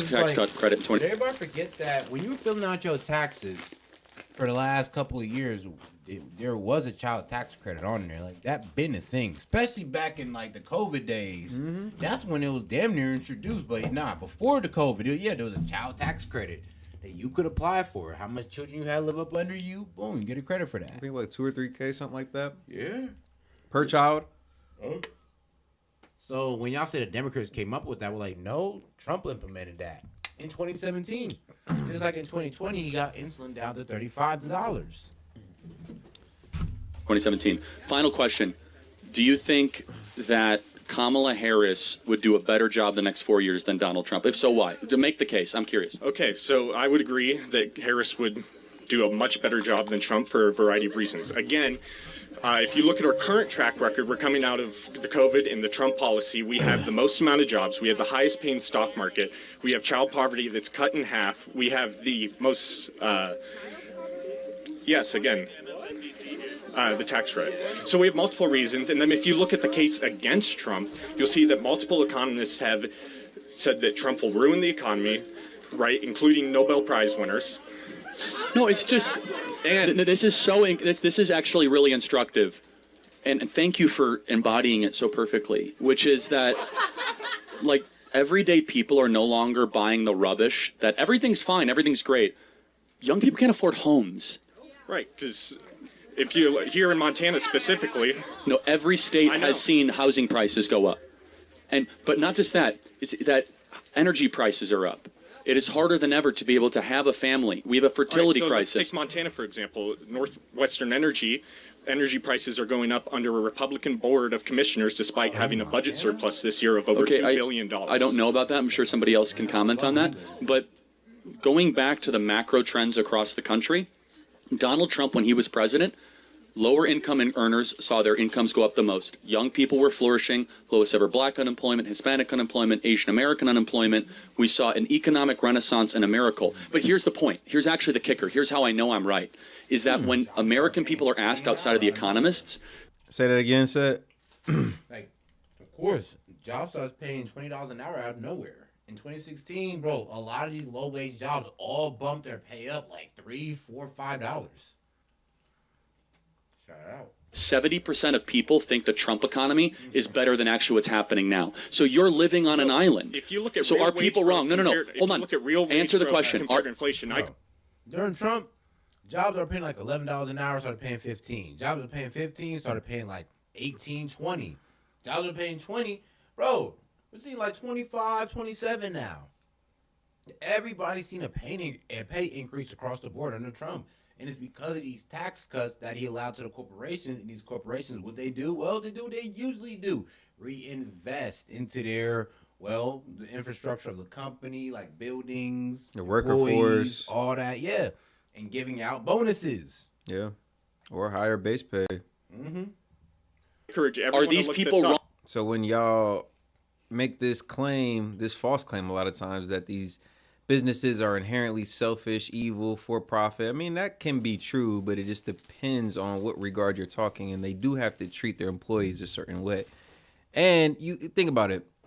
There's a such thing as being able to compete with the job market. So you're not going to get any employees to come work for you if everybody else in your industry, everybody else in your close proximity is paying 25, but you're paying 20.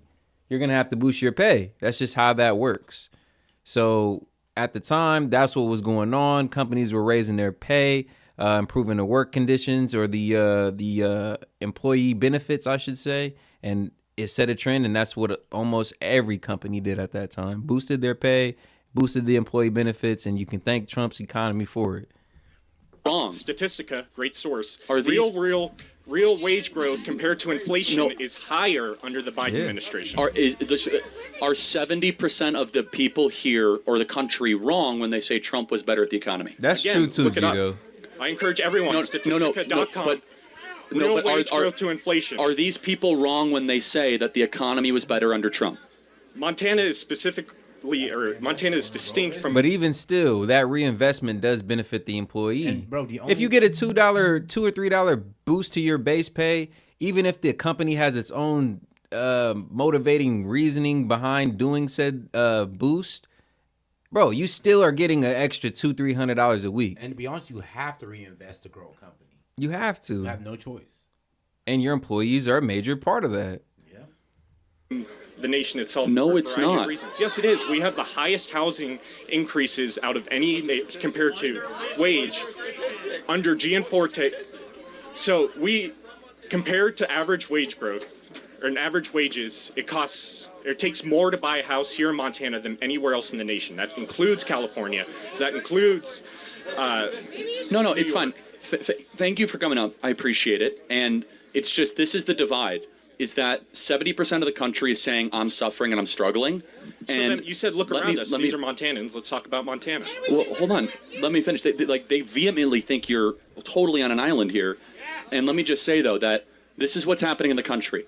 70% of the country is saying, please help us. We can't afford stuff. And a small oligarchy is saying, you're dumb. Listen to the Nobel Prize winner. Hey, what's going on, Steph? How you doing? Hey, shut up. Let's get back to it.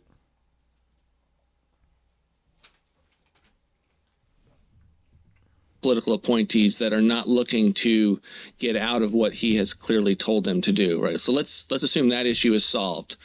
But at the bureaucratic level, the issue, I think what you're saying is, let's assume that he appoints people who agree with him and will do what he asks. Correct. Okay.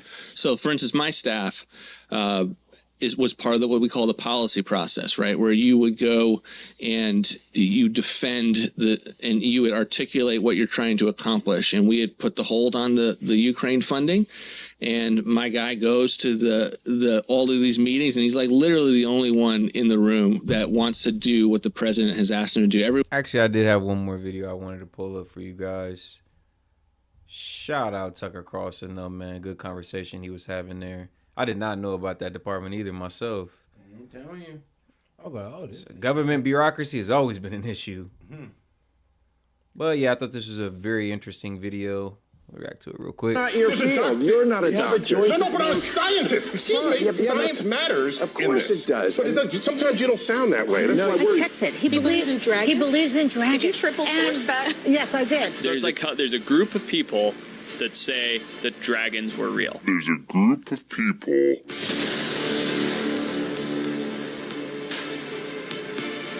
Okay, so there's a scientist by the name of Neil Tyson who goes on to Bill Maher's show last night. And in my opinion, he gets humiliated because he's one of those woke individuals who thinks just because they know everything about science, it also qualifies them to talk about vaccines. Also, Donna Brazile, who's this old school Democrat strategist, still won't accept why they lost the election. And Joe Rogan mocks The View. So we're going to look into all of these stories and more in this video. But let's start with Neil Tyson refusing to accept that it's okay to question vaccines. Check this out. I'm trying to put credit back to doctors where our life expectancy is 3 times what it was 150 years ago. And everyone before 150 years ago but lower than the rest organic. And half of them died before they were 35. Yeah, science matters. Of course it does. But sometimes you don't sound that way. That's what worries me. Well, actually, you're the guy. You're the guy who doesn't understand why the NBA team can't beat the Lakers. So I don't know. You're supposed to be the scientist, and you couldn't even admit that. And as far as medicine goes, I could talk to you this about all day. But again, we do have a party to get to. Wait, this is not your field. You're not a doctor. No, but I'm a scientist. Excuse me. Yeah, that's not a doctor. No, hold on. That's not a doctor. I'm a scientist who knows probabilities, when statistics. I get a goiter on Uranus, I'll call you. No, don't call me.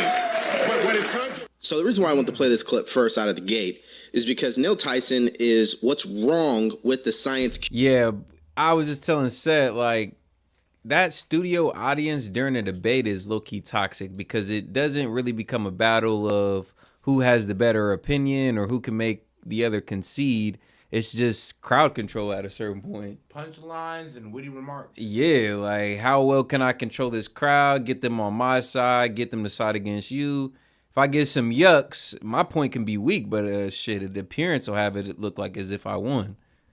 Community today, they've gone woke, some so they've forgotten about common sense. In fact, he's the type of person that says that what Elon Musk is doing is nothing special. He's the type of person that believes a WNBA team could beat an NBA team. He's the type of person that does believe there's more than 2 genders, and he's also the type of person that believes that women can compete with men when it comes to athletics. So I don't think I need to go any deeper. I think you know exactly what his thinking is today, but he wasn't always that way. Again, I throw him in the category of like a Howard Stern. These people we looked up to when we were growing up, but then all of a sudden they got infected by the woke mind virus and they're not the same individuals. They've lost all common sense. Okay, so this next clip, which was also on the Bill Maher show that same night, is Donna Brazile, like I told you guys, who's this old school Democrat strategist. She doesn't want to... And shout out, man, quick pause for the cause because we got over 600 of y'all in here, man. We appreciate y'all tuning in to today's stream, man. Late night, early morning, whatever you want to call it. Double tap that screen. Hit the 3 buttons in the upper right-hand corner, man. Let's increase the conversation. Hopefully y'all are enjoying the stream, man. But leave a like. It's free. Appreciate y'all. The light when it comes to why they lost this election. And Bill Maher gives her a brutal reality check. Listen. The big issue, right? Was immigration. And inflation, immigration. Those two are very big issues. And you asked Vice President Harris, why did you let all these people in for the last 4 years? She did not have an answer. I still don't know the answer. They actually could, with an executive order, shut it down as they did earlier this year. So why did they not do it 3 years earlier? And I think people felt she did not respond to that in any way. She had no answer on inflation, and she also seemed to represent that whole woke zone that people are sick to death of. And I think those three did it. Well, I agree with the first two, because immigration, as I said, well, inflation was something. The Biden-Harris administration, they wrestled with that through the supply chain, through trying to lower the cost, making sure that people could afford their groceries and their gas. But still, childcare became a big issue, housing, the cost of housing. So while I do believe that they made significant gains, there's no question immigration became an issue. But I'm not going to get into this, oh, the people are too damn woke. That wasn't an issue. What happened? Yeah, it was. I disagree with you. I know, and that's why you're going to keep losing. No, man, look. I mean, it's not to go. Okay, but not to go. What's Bill Maher's political stance? Like, is he libertarian? Nah, he was liberal, bro. He was the one maybe was saying that, oh, Trump's gonna lose. You're crazy if you vote for Trump, and now he's the one finally backpedaling, going like, you know what? They went too far. Yeah, we went too far. He even said I went too far. He was like, fuck it. This is why we lost. Yeah, and it was the ultra wokeness that ultimately kind of lost them the race at the end there. They just went too woke. Like I said, the left eats itself. Like their position one week is less extreme from their position the next week. It's just ultra progressive. You can't keep up. You got Cenk and Destiny going at each other on David Pacman. That's when you know. That's when you know the left is literally imploding right now. The three biggest liberals, the three biggest lefties, low-key disagreeing with each other in a major debate. Back to the white. And I totally agree with them. That's why they will continue to lose, because the only way to solve a problem is to acknowledge that there is one, right? They are not acknowledging that being woke is a problem, okay? They're not acknowledging that men playing in women's sports is a problem. They don't want to accept it. But the fact of the matter is, one of the most effective ads that ran during the election cycle from the Trump campaign was what? Kamala Harris is for they, them, Trump is for you. Okay, so before I get to this whole Joe Rogan mocking The View, we are on vacation right now, but I still want to ask you, if you're getting value from this video, please like, share, and subscribe to our channel. If you want to support us further, go to the link in the description below and shop the merch store or buy us a cup of coffee. Now, Joy Behar just thinks she knows everything, right? The View, the ladies, they think they know it all. I want you guys to check out this video where she accuses Joe Rogan of believing in dragons. I know. This guy, Joe Rogan, who believes in dragons. I checked it. He believes in dragons? He believes in dragons. Did you triple force that? Yes, I did.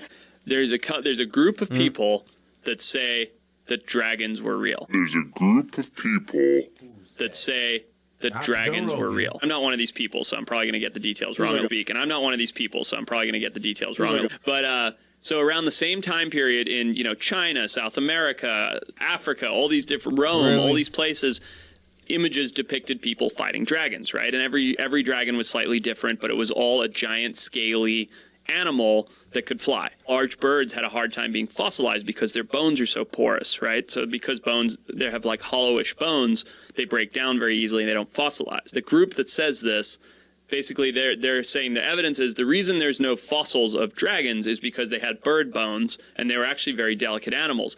But a handful of these a small population of these giant flying lizards existed and basically encompassed all these different countries where they all depicted fighting dragons in their own way, and they were all killed off by knights or whatever it is, and then didn't fossilize. Okay, so as you guys saw, that's his guest on his podcast discussing the idea that there are people who believed in dragons, not discussing that they believe in dragons. But wait a minute, Joy.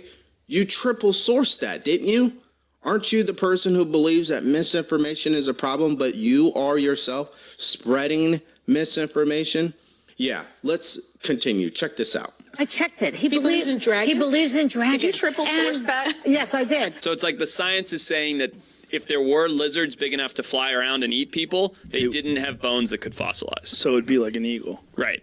And he also thinks that dragons, like dinosaur-y type of animals, roamed the earth when people did. Now, are there any stories of dragons, written, in the times of people that they actually had the written word, or is it just depictions? I don't know. Not my field. I checked it. Are these depictions, ancient accounts told by generation after generation, like passed down? I think so. I don't know. I don't know anything about dragons or whether it's real. I don't know. I don't know anything about dragons or whether it's real, but I think it's interesting to think. Like, that's so stupid, because you could tell Joe is clearly skeptical about the information he's receiving. Dude is low-key even skeptical telling Joe, and old girl got on there and was like, oh, no, Joe fully believes in dragons. Well, lie again. Like, bro, this shit is wild. Oh, well, the science supports that if there were flying lizards, their bones wouldn't have fossilized, and these have been passed down, stories that have been exaggerated and passed down from generation to generation. So this is the type of really, really bad information that's going out there. So bad information that's going out there. Someone saying that they believe in dragons is bad information, people. Is that where we're at as a society? If someone truly wants to believe that dragons are real or dragons did exist, good for them. It's called free speech, right? I mean, geez, they think Joe Rogan is this news podcast. No, it's a podcast where they talk about everything in a conversational manner. He's not reporting the news, okay? I just find it so funny that they have a hard-on for this guy for some reason. Oh, yeah, that's right. Because he endorsed Donald Trump. There it is. No wonder they give him attention now. Well, as a result, Joe Rogan took some time out to mock The View by changing his bio on the X platform to Dragon Believer. Check this out. All right, so with his 14 million followers, he, as you can see, updated his bio to Dragon Believer as a way to troll The View here, of course. And then he also posted that episode, which was titled, "Were Dragons Real Animals?" ? He's not saying that they... And then, of course, he did respond to it being posted, which is why he updated his... bio there.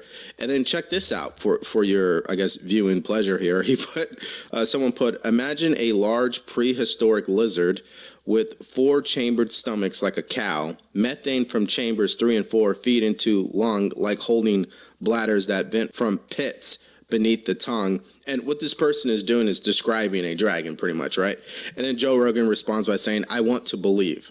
And I think he's just trolling them at this point, because then right after that, he posted this link to a full documentary, evidence dragons were real. Right. So, I mean, this guy, he's having fun with them. OK, so if we check out the comment section here, I think some of these comments are actually pretty funny. OK, so one person wrote, quote, I think that's why people like our show. And Joe is a former comedian. So anytime he feels like he's being attacked or they trying to hop on his ass, best believe he's going to fire back, and it's probably going to be funny. Because they know that we are checked by ABC News. This is what Joy was saying. And then this person responded by saying, yeah, but nobody trusts ABC News, which we would all agree. And then Colin Rugg writes, we are backed by ABC News. That's why we can be trusted. Clowns. Exactly. I mean, just because ABC is a part of it doesn't mean it's credible. And then somebody put, here's what podcasts are doing to mainstream media. Which is burning them into pieces, of course. So listen, Joy's embarrassing lie about Joe Rogan is another example of the left-wing media spreading misinformation, right? And at the same time, they accuse others of doing it. I just find that to be so interesting, right? However, Joe Rogan is not the one. I mean, he's really quick to clap back. And so I thought it was great for him to switch up his bio like that. Now, this next story is nothing new, but again, it just shows you how out of touch these people really are. Jasmine Crockett, who is a congresswoman, is tripling down on her DEI rhetoric and stating that the biggest beneficiaries of DEI is not actually black people, it's white women. They are trying to dismantle our civil rights in front of us, and it's really, really sad. And so I am hoping that we will be united, not only in the House, but in the Senate. And it would be nice if we could find the backbone of some Republican to stand with us, hopefully one that is of color. And the final point that I'll make is that the biggest beneficiaries of DEI as well as affirmative action have been white women.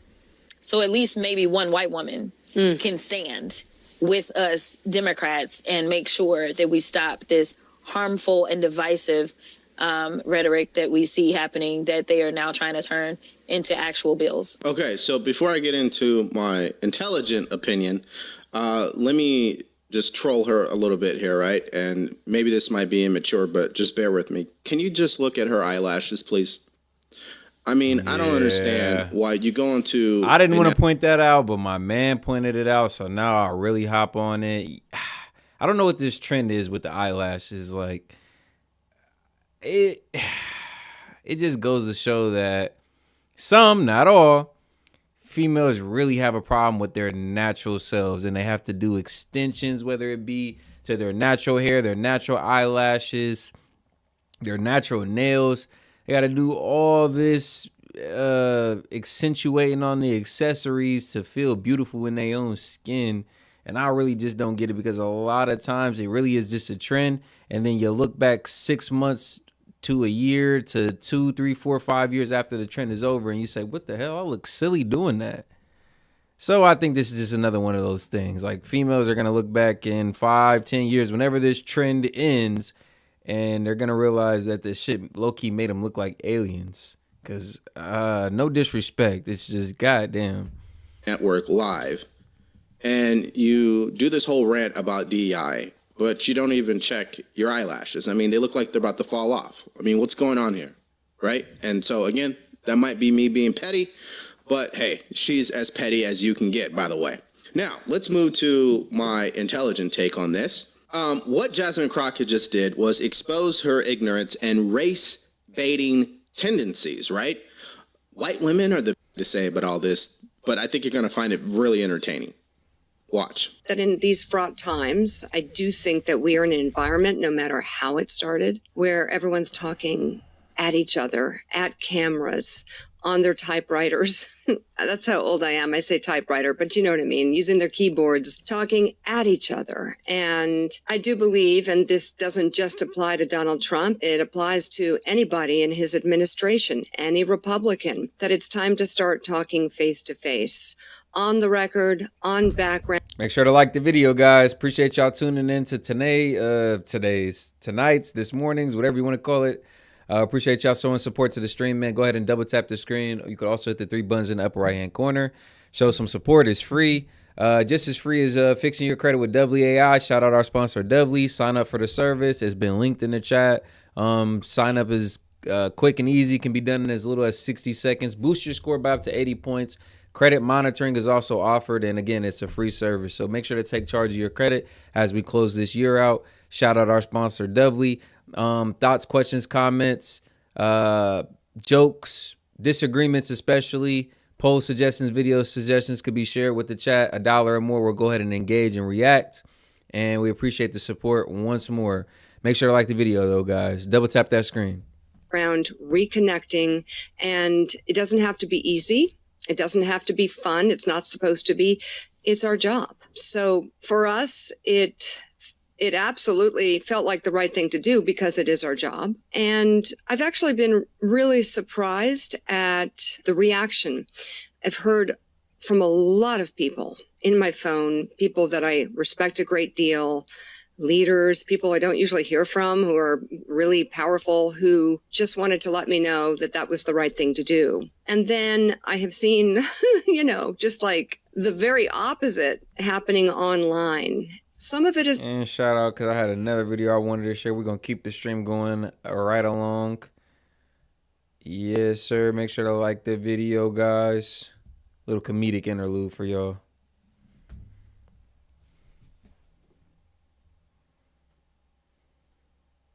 Agreeing to meet with us today. Yes, you are most welcome. Giving you a chance to beg and plead for mercy before we destroy your planet is my favorite part of the job. No, please, don't destroy us. We don't deserve this. The looks on their faces. It's a hoot. Perhaps we should start out by introducing ourselves. I'm Chief of Space Operations, General Foreman, he, him. Undersecretary of State, Angus Miller, he, him.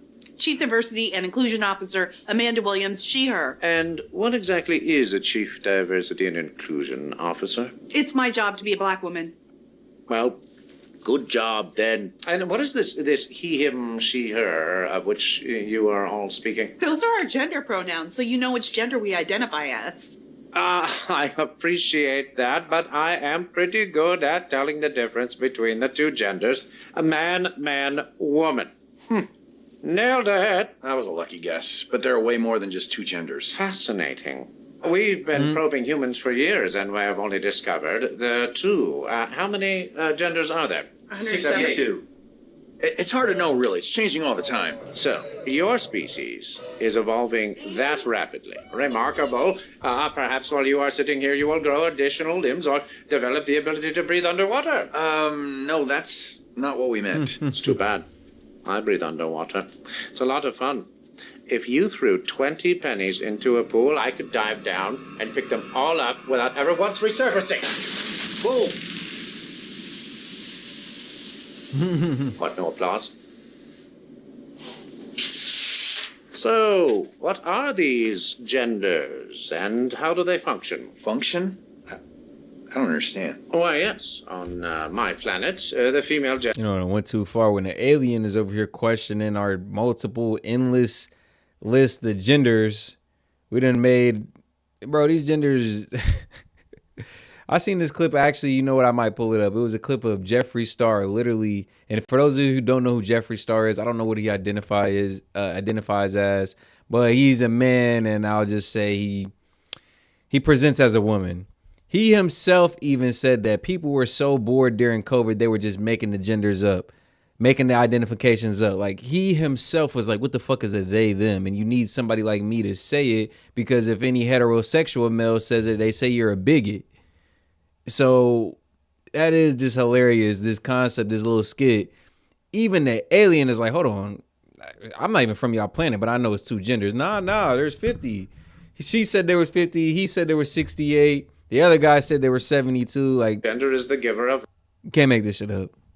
life, raising and nurturing our young, and preserving our civilization for eons to come, while the males mostly just mow our space lawns and make multiple trips to Space Home Depot. What you are talking about is sex. Gender is something different. Exactly. People can identify with genders different than their natal sex or with none at all. But why? It's just the way we feel. No! It was the way we're born. Well, of course, a lot of times they don't realize how they were born until someone tells them. Oh, here's that clip I was talking about. Actually, it's right here. Right here, funny enough. Like, Jeffree Star, he's like, I think he used to be really big on YouTube, actually. I think he was canceled off of YouTube, but I'll be honest, this is the type of person you can't cancel. He's like major celebrity. He's like a socialite at this point. I think he used to be best friends with like Kim Kardashian. Has his own like makeup and cosmetic brands. Extremely successful, like super duper duper rich. Used to be really well known and famous, like in the YouTube circles. Yeah, Jeffree Star. I'm not into all the other bullshit. I think. What other bullshit? The they and them. Yeah. And all that extra shit that we added during the pandemic because everyone was so bored on their fucking houses. They just started to make up more shit and more shit. More stuff. Yeah. That's where the conservatives like me because I'm just real. Yeah, you do have a conservative vibe to you. You're not they and them. You're trans, you're male or you're female. And you're standing on that. Get so mad when I say that. How are you a they? What the fuck does that mean? It's stupid is what it is. Yeah. But you need someone like me that looks like me to say it. Because if you say it, it turns into you're homophobic, you hate trans people, you hate gays. And it's just how you feel. You don't hate anyone. You just think it's stupid. I'm not into all the other bullshit. One more time, guys. And like, as y'all see, like I said, he doesn't even identify as they, them, any of that stuff. I can't really describe, but I'll just say, obviously he's a man and he presents as a female. After that, it's up to your personal interpretation. But Jeffree Star himself is saying, like, yeah, people was just bored during COVID. They, them, all that other shit. It's just dumb. It's just dumb. As somebody who's a part of the community, it's dumb. Bullshit. The they and them. Yeah. And all that extra shit that we added during the pandemic because everyone was so bored on their fucking houses. They just started to make up more shit and more shit. More stuff. Yeah. That's where the conservatives like me because I'm just real. Yeah, you do have a conservative vibe to you. You're not they and them. You're trans, you're male or you're female. And you're standing on that. Get so mad when I say that. How are you a they? What the fuck does that mean? It's stupid is what it is. Yeah. But you need someone like me that looks like me to say it. Because if you say it, it turns into you're homophobic, you hate trans people, you hate gays. And it's just how you feel. You don't hate anyone. You just think it's stupid. I'm not into all the other Yep. So like I said, guys, just Extremely crazy when you think about it. Someone like a teacher, or social media influencer. And what exactly are these various genders? You have me very curious. Well, there's non-binary, which is someone who identifies as both genders. Doesn't saying identifies both genders imply that there are only two genders? Was it? No, it's... Shut up. Actually, it's genderqueer. That is the term that refers to people who identify as both genders. You know, like my nephew. I thought that was gender fluid, like my niece. No, that shifts around. No, bigender shifts around, like my stepson. Well, it can. What? Oh, unless you're Native American, in which case it's two-spirit. Like my cousin, who got into Harvard because they's 1/16 Native American. Oh, I understand. On this planet, there are people who are men, and people who are women, and people who are mentally ill. I can understand that it's confusing. It can be difficult to keep track of all the different genders. There's so many of them. There's gender vague, there's gray gender, demigender, oddygender, omnigender, polygender, and about 10 different kinds of trans. And those are just the ones that my nephew has identified as in the last month. There's also bigender, which is two genders, those genders being male and female, or a combination of all genders, including agender, which is no gender at all. So Space you interjection. can actually simultaneously be no gender at all plus a gender. It's pretty cool, huh? The planet has no sign of intelligent life. Official recommendation. I'm weak. Destroy. No, please don't destroy us! We don't deserve this! Oh, there's that look. He said official recommendation, destroy. Oh, shit. Well, sorry. Oh, shit. Damn. Damn, got us up through. Did us dirty. He said, no sign of intelligent life. Official recommendation, destroy their ass. Like, do not pass go. Do not collect the $200. Destroy. That's wild. Crazy. Make sure to like the video, guys. It's damn near 6 a.m. local time. We're still going strong. Shout out, WChat, WStream. Leave a like, man. It's free. Double tap the screen. You could also hit the 3 buttons in the upper right-hand corner, man. Show some support. Who else you know, man? S.E.T Media bringing y'all daily streams, man. In fact, they want to kill my friends. They want to kill me. They want to kill my family. Who wants to kill you? Conservatives and MAGA chuds. That's what we're talking about. In this heated debate, a woke student attacks Cliff Caneckley's stance of government and the human condition. This could be one of the most hostile debates Cliff has ever done. Do you think the student has a right to be this angry at history and Christianity? Comment down below your thoughts. Now, let's get into it. Politics is what we need in order to achieve our material basis. If we don't define materialism in our age, if we don't define what our material needs are, how can we have any sort of moral standing?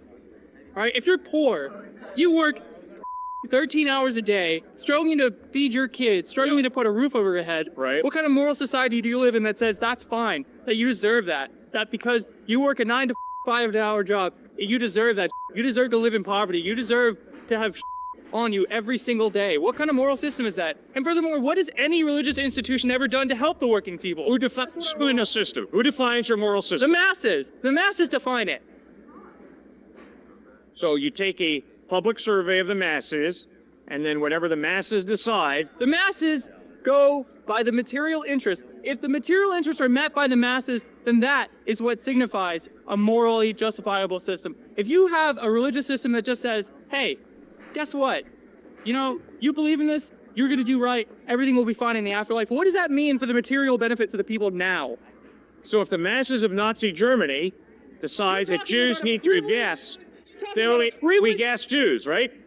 No, you're talking about an incredibly relativistic culture in which you say right and wrong are defined by majority opinion.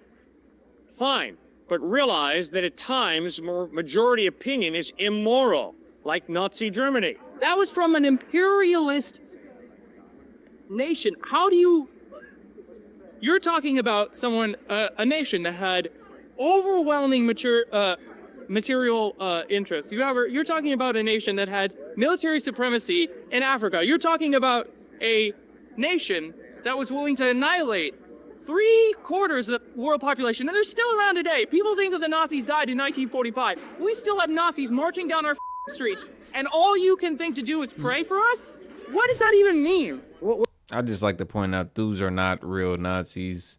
Those are, I would say, a 2024 version, a very progressive, updated version of the original Nazi. And again, Nazi was a term actually coined by propagandists. They never gave themselves that word or that definition. That was kind of attributed to them. What are you getting so upset about Nazism for? Because it's back, and it's taking over everything. We have to do everything in our mouth to fight it. All right, what's I gonna do about it? Are you gonna be out in the streets fighting the Nazis? I doubt it. Oh, buddy. I get more than enough opportunities to confront Nazism. Really? Have you punched a Nazi? Have you gone out in the streets and decked a Nazi? Have you done that? No, I have never decked a Nazi. Really? Then you're not helping. You're doing nothing. No. I debate Nazis, okay? Debate? Why are you so upset? I love your moral outrage, but please explain to me. I'm upset. What's the basis of your moral Because in outrage? Weimar Germany, they tried to debate the Nazis. You know what they had? Street thugs, brown shirts out in the streets, beating people down. Calling the press the Lugan press, the lying media. We hear over and over and over again. Fascism is back, and you're doing nothing. And you're sitting around trying to get an audience about, hey, we're going to fix everything. You're not fixing unless you're actually in the streets taking direct action. And you're doing nothing for the material interests of the people. What are you doing about poverty? What are you doing about homelessness? What are you doing about people who are disabled? People in the LGBTQ What do you think community, Jesus the people in the Christ trans commands his community, the people in followers the to Muslim do? community? What Come are you on, doing think. for them? You're No, you doing gotta nothing. think. That's not true. What has Jesus Christ commanded his followers to do about the poor, about the naked, about those who are starving? What has Christ commanded his followers to do? Do you have any idea? What has he commanded us to do? If I put my faith in Christ, what does he command me to do about injustice, about the poor, about the starving? What has he commanded? You know? Tell me, what does he say? He has commanded his followers to feed the hungry, to clothe the naked, to stand against injustice and evil. Then are you a capitalist, sir? Do you believe in capitalism? No, I don't believe in capitalism. Oh, really? So you're a socialist then, is that right? No, I'm not a socialist. Oh, so what are you then? Let's define the terms. Because that's what it really means. All right, I'll Our tell you what material reality. You That's bet. what it means. Let's talk about reality. I am convinced that the solution to America's problems and the world's problems is not the conservative Republican or the liberal Democrat. I am convinced that the problem of the human heart goes deeper. I am convinced that it's an interaction with God, a relationship with Jesus Christ that changes the human heart. I don't care if it's capitalism, socialism, or communism. All three systems have been used by corrupt people to rip people off. Therefore, my hope for your future is not liberal socialism or conservative capitalism. My hope for your future is Jesus Christ, the kingdom of God, learning to live in relationship with him. And when you study the past 2,000 years, you will notice how followers of Christ fed the hungry, visited those sick and imprisoned, clothed the naked under communist regimes, in socialist states, and in capitalist states. So the bottom line issue is not what economic system do you buy into. Why is that not the bottom issue? Because obviously, guys, the solution to human problems is not money. Money's nice, but I can promise you, communism, socialism, and capitalism are not going to solve divorce, sexism, racism, violence, hatred. It ain't gonna do it, guys. And shout out Sky News Australia. We're gonna keep on moving the stream along, guys. Transition into the next video. Make sure to like the video, like the stream if you haven't already. We appreciate the support. We got a lot of y'all hanging in with us on the early morning tip, man. Good morning if you're out there, man. Welcome to the channel, S.E.T and Key Media. Go ahead and hit the subscribe button. Leave a like, share as well, man. Live daily. Appreciate y'all tuning into our live stream, man. Happy to have you along. Leave a like. We appreciate the support.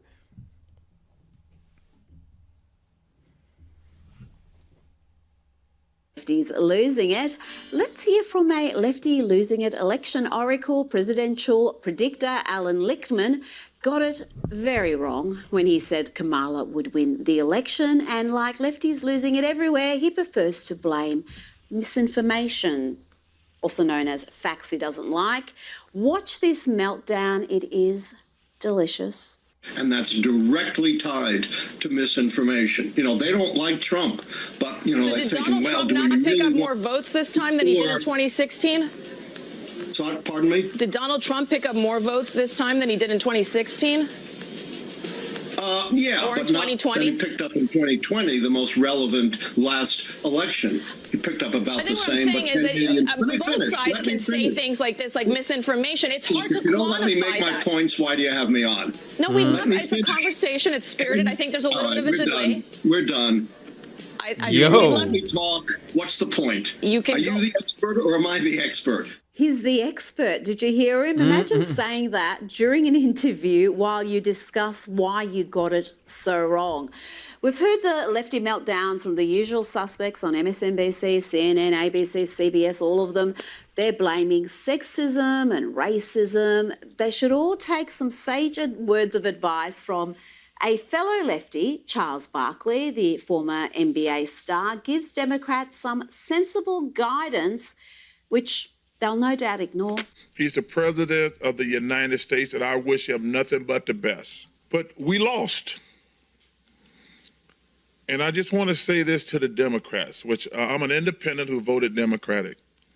Do me this favor. Shut the up. When you win, you get to say what you want to. When you lose, you need to shut the up. We still haven't solved the immigration problem, have no viable answers, never addressed inflation, bringing all these stupid stars out to rally the vote. What was that? You guys lost because y'all stupid. Yes, you guys lost because you're stupid, and so are your policy. And Chuck made some good points right there, and I tend to disagree with him a lot of times politically. I think this is my personal take. I think a lot of entertainers and especially sports athletes should keep their goddamn mouth shut when it comes to politics. Either shut up and dribble, shut up and catch the ball, or do whatever athletic move you make. But politics and jaw jacking when it comes to politics should be the last thing some of y'all should be concerned about. Because I ain't gonna lie, the dumb jock narratives, it holds true for a lot of these guys. Not every single one, but a lot of these guys really don't have anything substantive to say or add to the conversation when it comes to politics. But he did make some good points right there. And I will say specifically, first point he made, bro, y'all lost. Y'all over here doing post-game analysis, over here talking about this, that, and the other. Bro, y'all lost. Like I said, we should all be kind of unifying under the fact that we're involved with this Russia-Ukraine. We're involved with this Israel and their surrounding nemesis and their surrounding opposition. And World War III is at our doorstep, essentially. Whether people want to realize or dignify it or not, it is something that is closer than it ever has been, really, truly. So let's all unify under that. Let's all hop under the cause of trying to prevent that. We're still over here talking about what Kamala did wrong and how Trump is this and how Trump is, well, he's our guy. And we're right here with all these situations. And he's the only man that can fix it. So let's all hold him accountable and let's all drive in together and hope that he can save us from this shit. And I don't even think that I don't think any of these politicians are our saviors, but we voted him in, his supporters, the Kamala supporters. Even if you didn't vote him in, he's our guy. He's who's in the seat, who is wielding the power.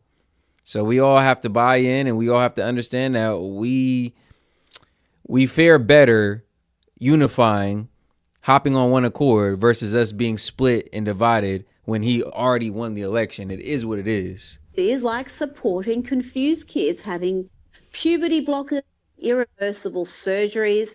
Here is comic Rob Schneider schooling a young lefty Yep, call in who's tomorrow. losing it about Call in show tomorrow, y'all.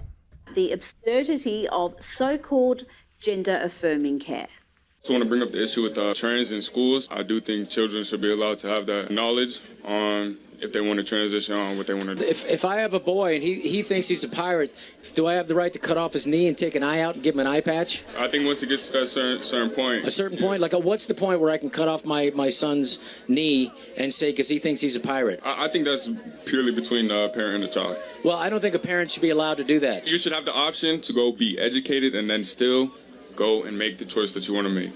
Okay, After not you at get 14.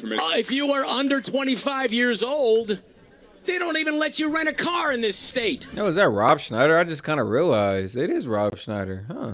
Shout out Rob. And I did say a lot of times celebrities, entertainers, influencers need to stay out of politics. I think it just it adds to the divisiveness, honestly. It's just my personal opinion. I know everybody has their individual take, but when you have a platform and when you have a certain level of influence, I always ask what's the ROI of you publicly speaking out. But specifically to this, it is kind of refreshing to see in a world of leftism and a culture filled with leftism, hedonism. It is kind of refreshing to see a prominent celebrity, or, you know, what used to be a prominent celebrity. I've seen a lot of his movies. I used to like his movies as a kid.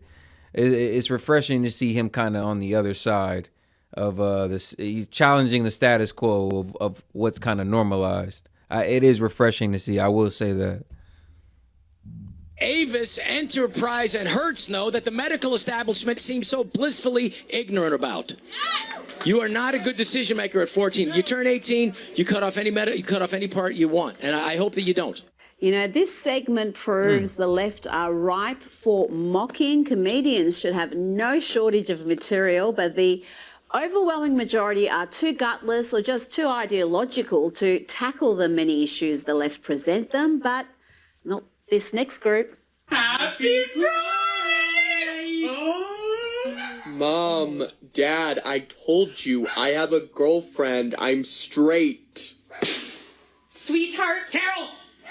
No son of mine will be straight. Sweetheart, I know that you are young and you are confused, and all your little perverted friends on the internet have told you that being straight is cool. But the first day of Pride is not the time. You are not my son. All my life I've pictured myself sitting on the couch with my son watching The Real Housewives of Beverly Hills, and you've taken that from me! No, you know what? No one can take that from you. He is in there somewhere. Our son is somewhere inside of that golf-playing, beer-drinking demon. Look at her in the eyes. She does not deserve you. Look at Lady Gaga! Today is the first day of Pride. I have made you this cake. Your grandmother is downstairs, and she has bought you a new mesh crop top.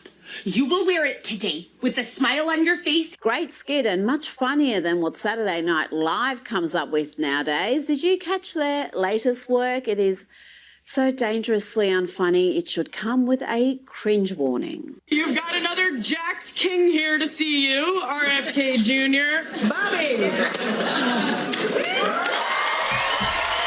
We actually reacted to this. It was I'll say this. It was better than a lot of the stuff SNL's put out in the past few years.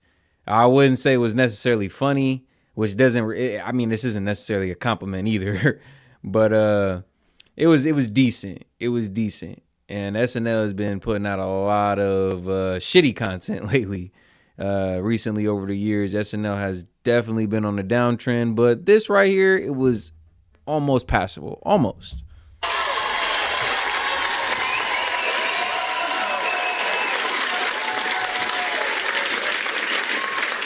Hey, I don't mean to interrupt you. I just wanted to tell you again, I'm so honored to be the head of the Health and Human Services Department. Americans need someone to teach them how to be healthy. Someone like me, a 70-year-old man with movie star looks and a worm in his brain. Bobby, I love you. I can't wait to see what you do with this country in terms of health and with regard to measles outbreak. That's enough, please. Enough.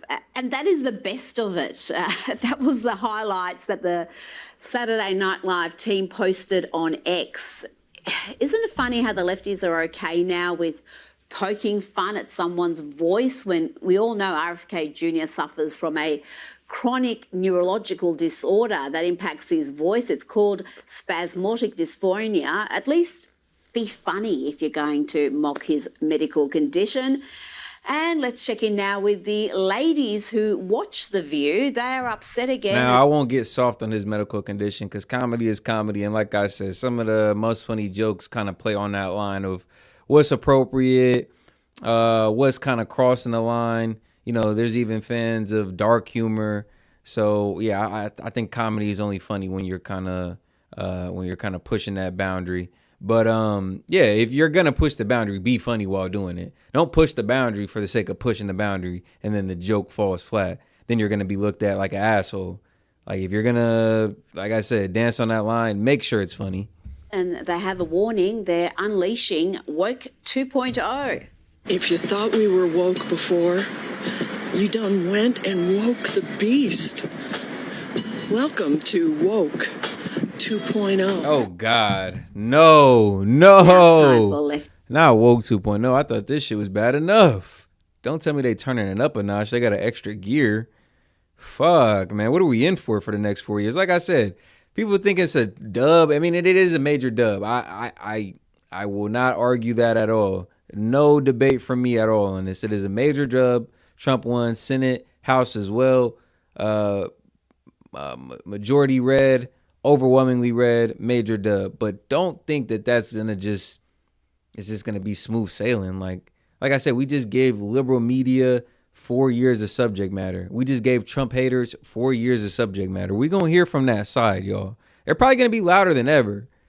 Think of 2016 times 2. 2016 2.0, like the liberalism 2.0, like the woke 2.0. Think of that. Like you're gonna have to. If you're a Trump supporter, just know you're in for a ride for these next 4 years. How's it going? Excellent. It's truly lovely to see. And now I wanted to end the stream out on this note. Leave a like. Make sure to share the video as well. Subscribe to the channel if you're new here. S.E.T Key Media, we're live daily. We appreciate y'all tuning in to this morning's stream. Hopefully you guys have been enjoying the content. Go ahead and check out our other videos, man. We got a lot of stuff in the vault, a lot of stuff in the archive. You're bound to find something you fall in love with, man. Again, subscribe to the channel. We appreciate the support. But I thought this was interesting here. We have a member of the trans community debating what I believe to be a religious debater. If not, I think he's just a conservative debater. And I thought their back and forth was interesting. We're going to get through a little bit of this. But yes, as we round out tonight's stream or this morning's stream, make sure to leave a like, man. We appreciate all the support. Thank you, guys. Like you out here today. Thank goodness.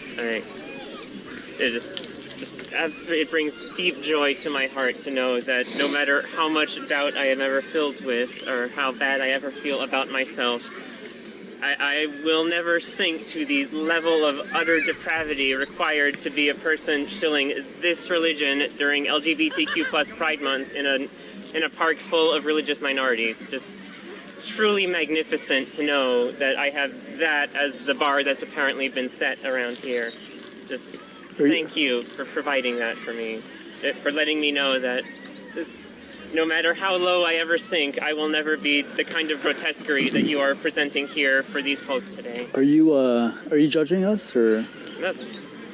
Was I too subtle for you to pick up on that on your own? So you're being judgmental? Obviously, yeah. Yes. You're being hateful? That's on you. No, because is that coming from a place of love, tolerance, or is that coming from hatefulness? What exactly is there here to tolerate? Well, what I'm saying to you is... No, you don't get to talk anymore because you people have spent the last 2,000 years I don't know you. I don't know you. I don't know you. Feel bad about ourselves. I don't know you. You don't know me. I know everything I need to know looking at what's right here. Okay. We're not here for you. I don't know you. I've already transcended the nonsense that you're selling. That's okay. You're done talking now. That's okay. You're coming to my space. I'm aware. Yeah, I so that's fully okay. intend to make sure that you leave here feeling as well as you deserve to. Yeah. Well, look, just so your partner. You're done talking now. I love you and I love you. Okay, that's it. I love you both. We both know that's not true. I don't know you guys. Like, I don't know. When I say guys, I mean like I don't know you people. And at that point in any debate or any conversation, and you know if somebody dismisses you as this as this person right here so calmly and casually did, you could tell they really don't want to debate. They just wanted to come and shut you down, shut you up.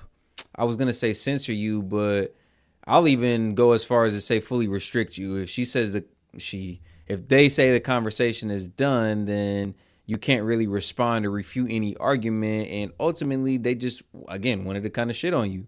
Wanted to show dominance, shut you up, talk over you, belittle you with their point. And it's not, there's really no room for conversation or debate when somebody leads on that foot. So you could tell they just came over here on bullshit. However you want me to refer to you as. I'm not here for you guys specifically. Okay, I don't know who you are, and you don't know me. And I love everyone. And you know what? There are street things you wouldn't be here doing this. There are street preachers who hold a mic and a speaker and they yell and they just go at it. Okay, that's not what we're doing. I know. We're quiet. We're having nice conversations. The level of embarrassment to be doing this in public that you should have, which is good. I commend you for that. Yeah. So we're in a country with freedom of religion, freedom of speech, just like this, right? I'm not hating on you. You'd be surprised what the laws about freedom of speech actually are in here, and how close to the actual hate speech law in Canada you're coming just by being here right now. Okay, there are countries. I'm sure you have excellent lawyers that will make sure that your message is carefully calibrated, so you leave out the hateful part that your co-religionist has spent the last 2,000 years enforcing. You're being very judgmental. Very judgmental. Came from, because of what people like you have to say about people like me. I dearly wish that you have the day that you deserve, and then tomorrow have a worse one. Signed, a transgender woman who had to leave the country she's from because of people like you. Okay, I Two wish. more for the road. I wish you the best. Okay. Had to leave that was a choice.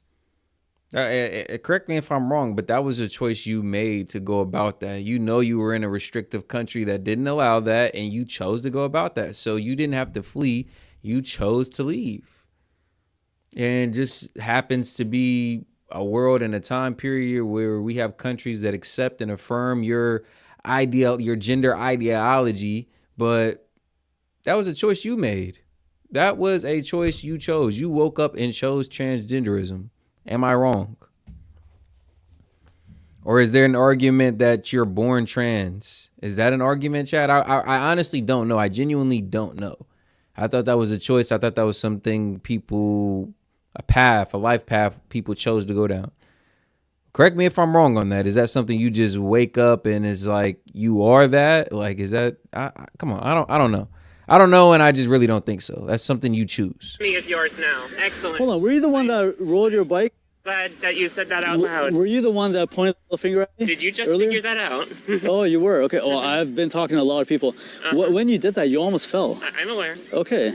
Are you going to pretend this was some cosmic synchronicity? No, and I'm not just saying. I'm just saying. Passion about my I'm just saying. I'm just saying. Bike one-handed. I'm just saying. You're just saying a lot of nonsense.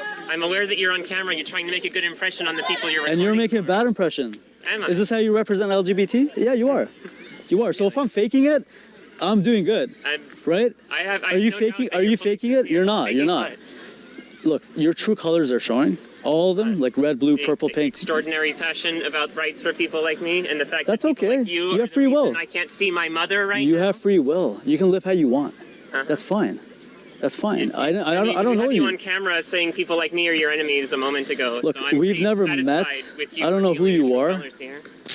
Okay, let me just pause the video for a moment. Because the argument that you're born trans would be you arguing that you were born in the wrong body. You were born with the wrong chromosomes. You were born with the wrong preset. So if you believe in divine creation, you don't even have to believe in God or a religious figurehead. If you believe in divine creation, which means that everything was done for a reason and everything serves an ultimate purpose and there's no wrong moves or no wrong action in this world. Everything has happened with everything has happened as it was set, then yeah, that trans being something you were born as, that doesn't really make sense. Because if I'm a trans woman and I make that transition, I was born a man, that is again a choice. That's something that I woke up, I put on myself. Because again, like, we're all born with purpose. We're all born with presets, with the biological presets we were born with for a reason, as it was written, right?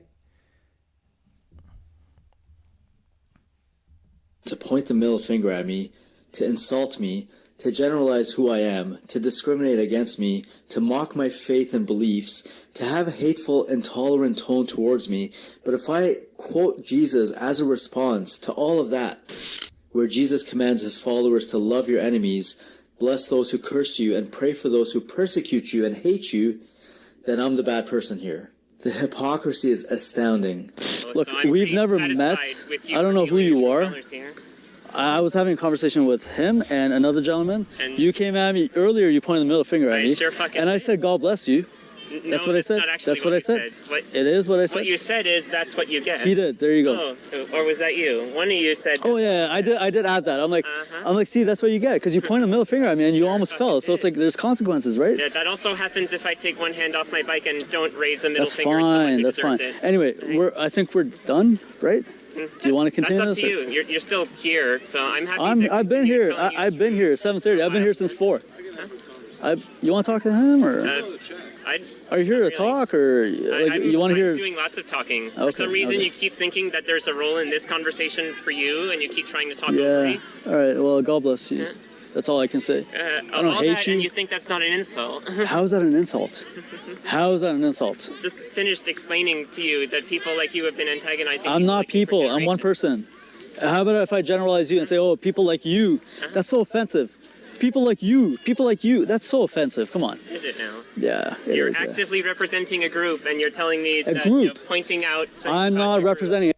And are you representing your group? Because we all represent groups, demographics, races. We all represent some type of group or subculture. Are you representing your group with any type of positivity?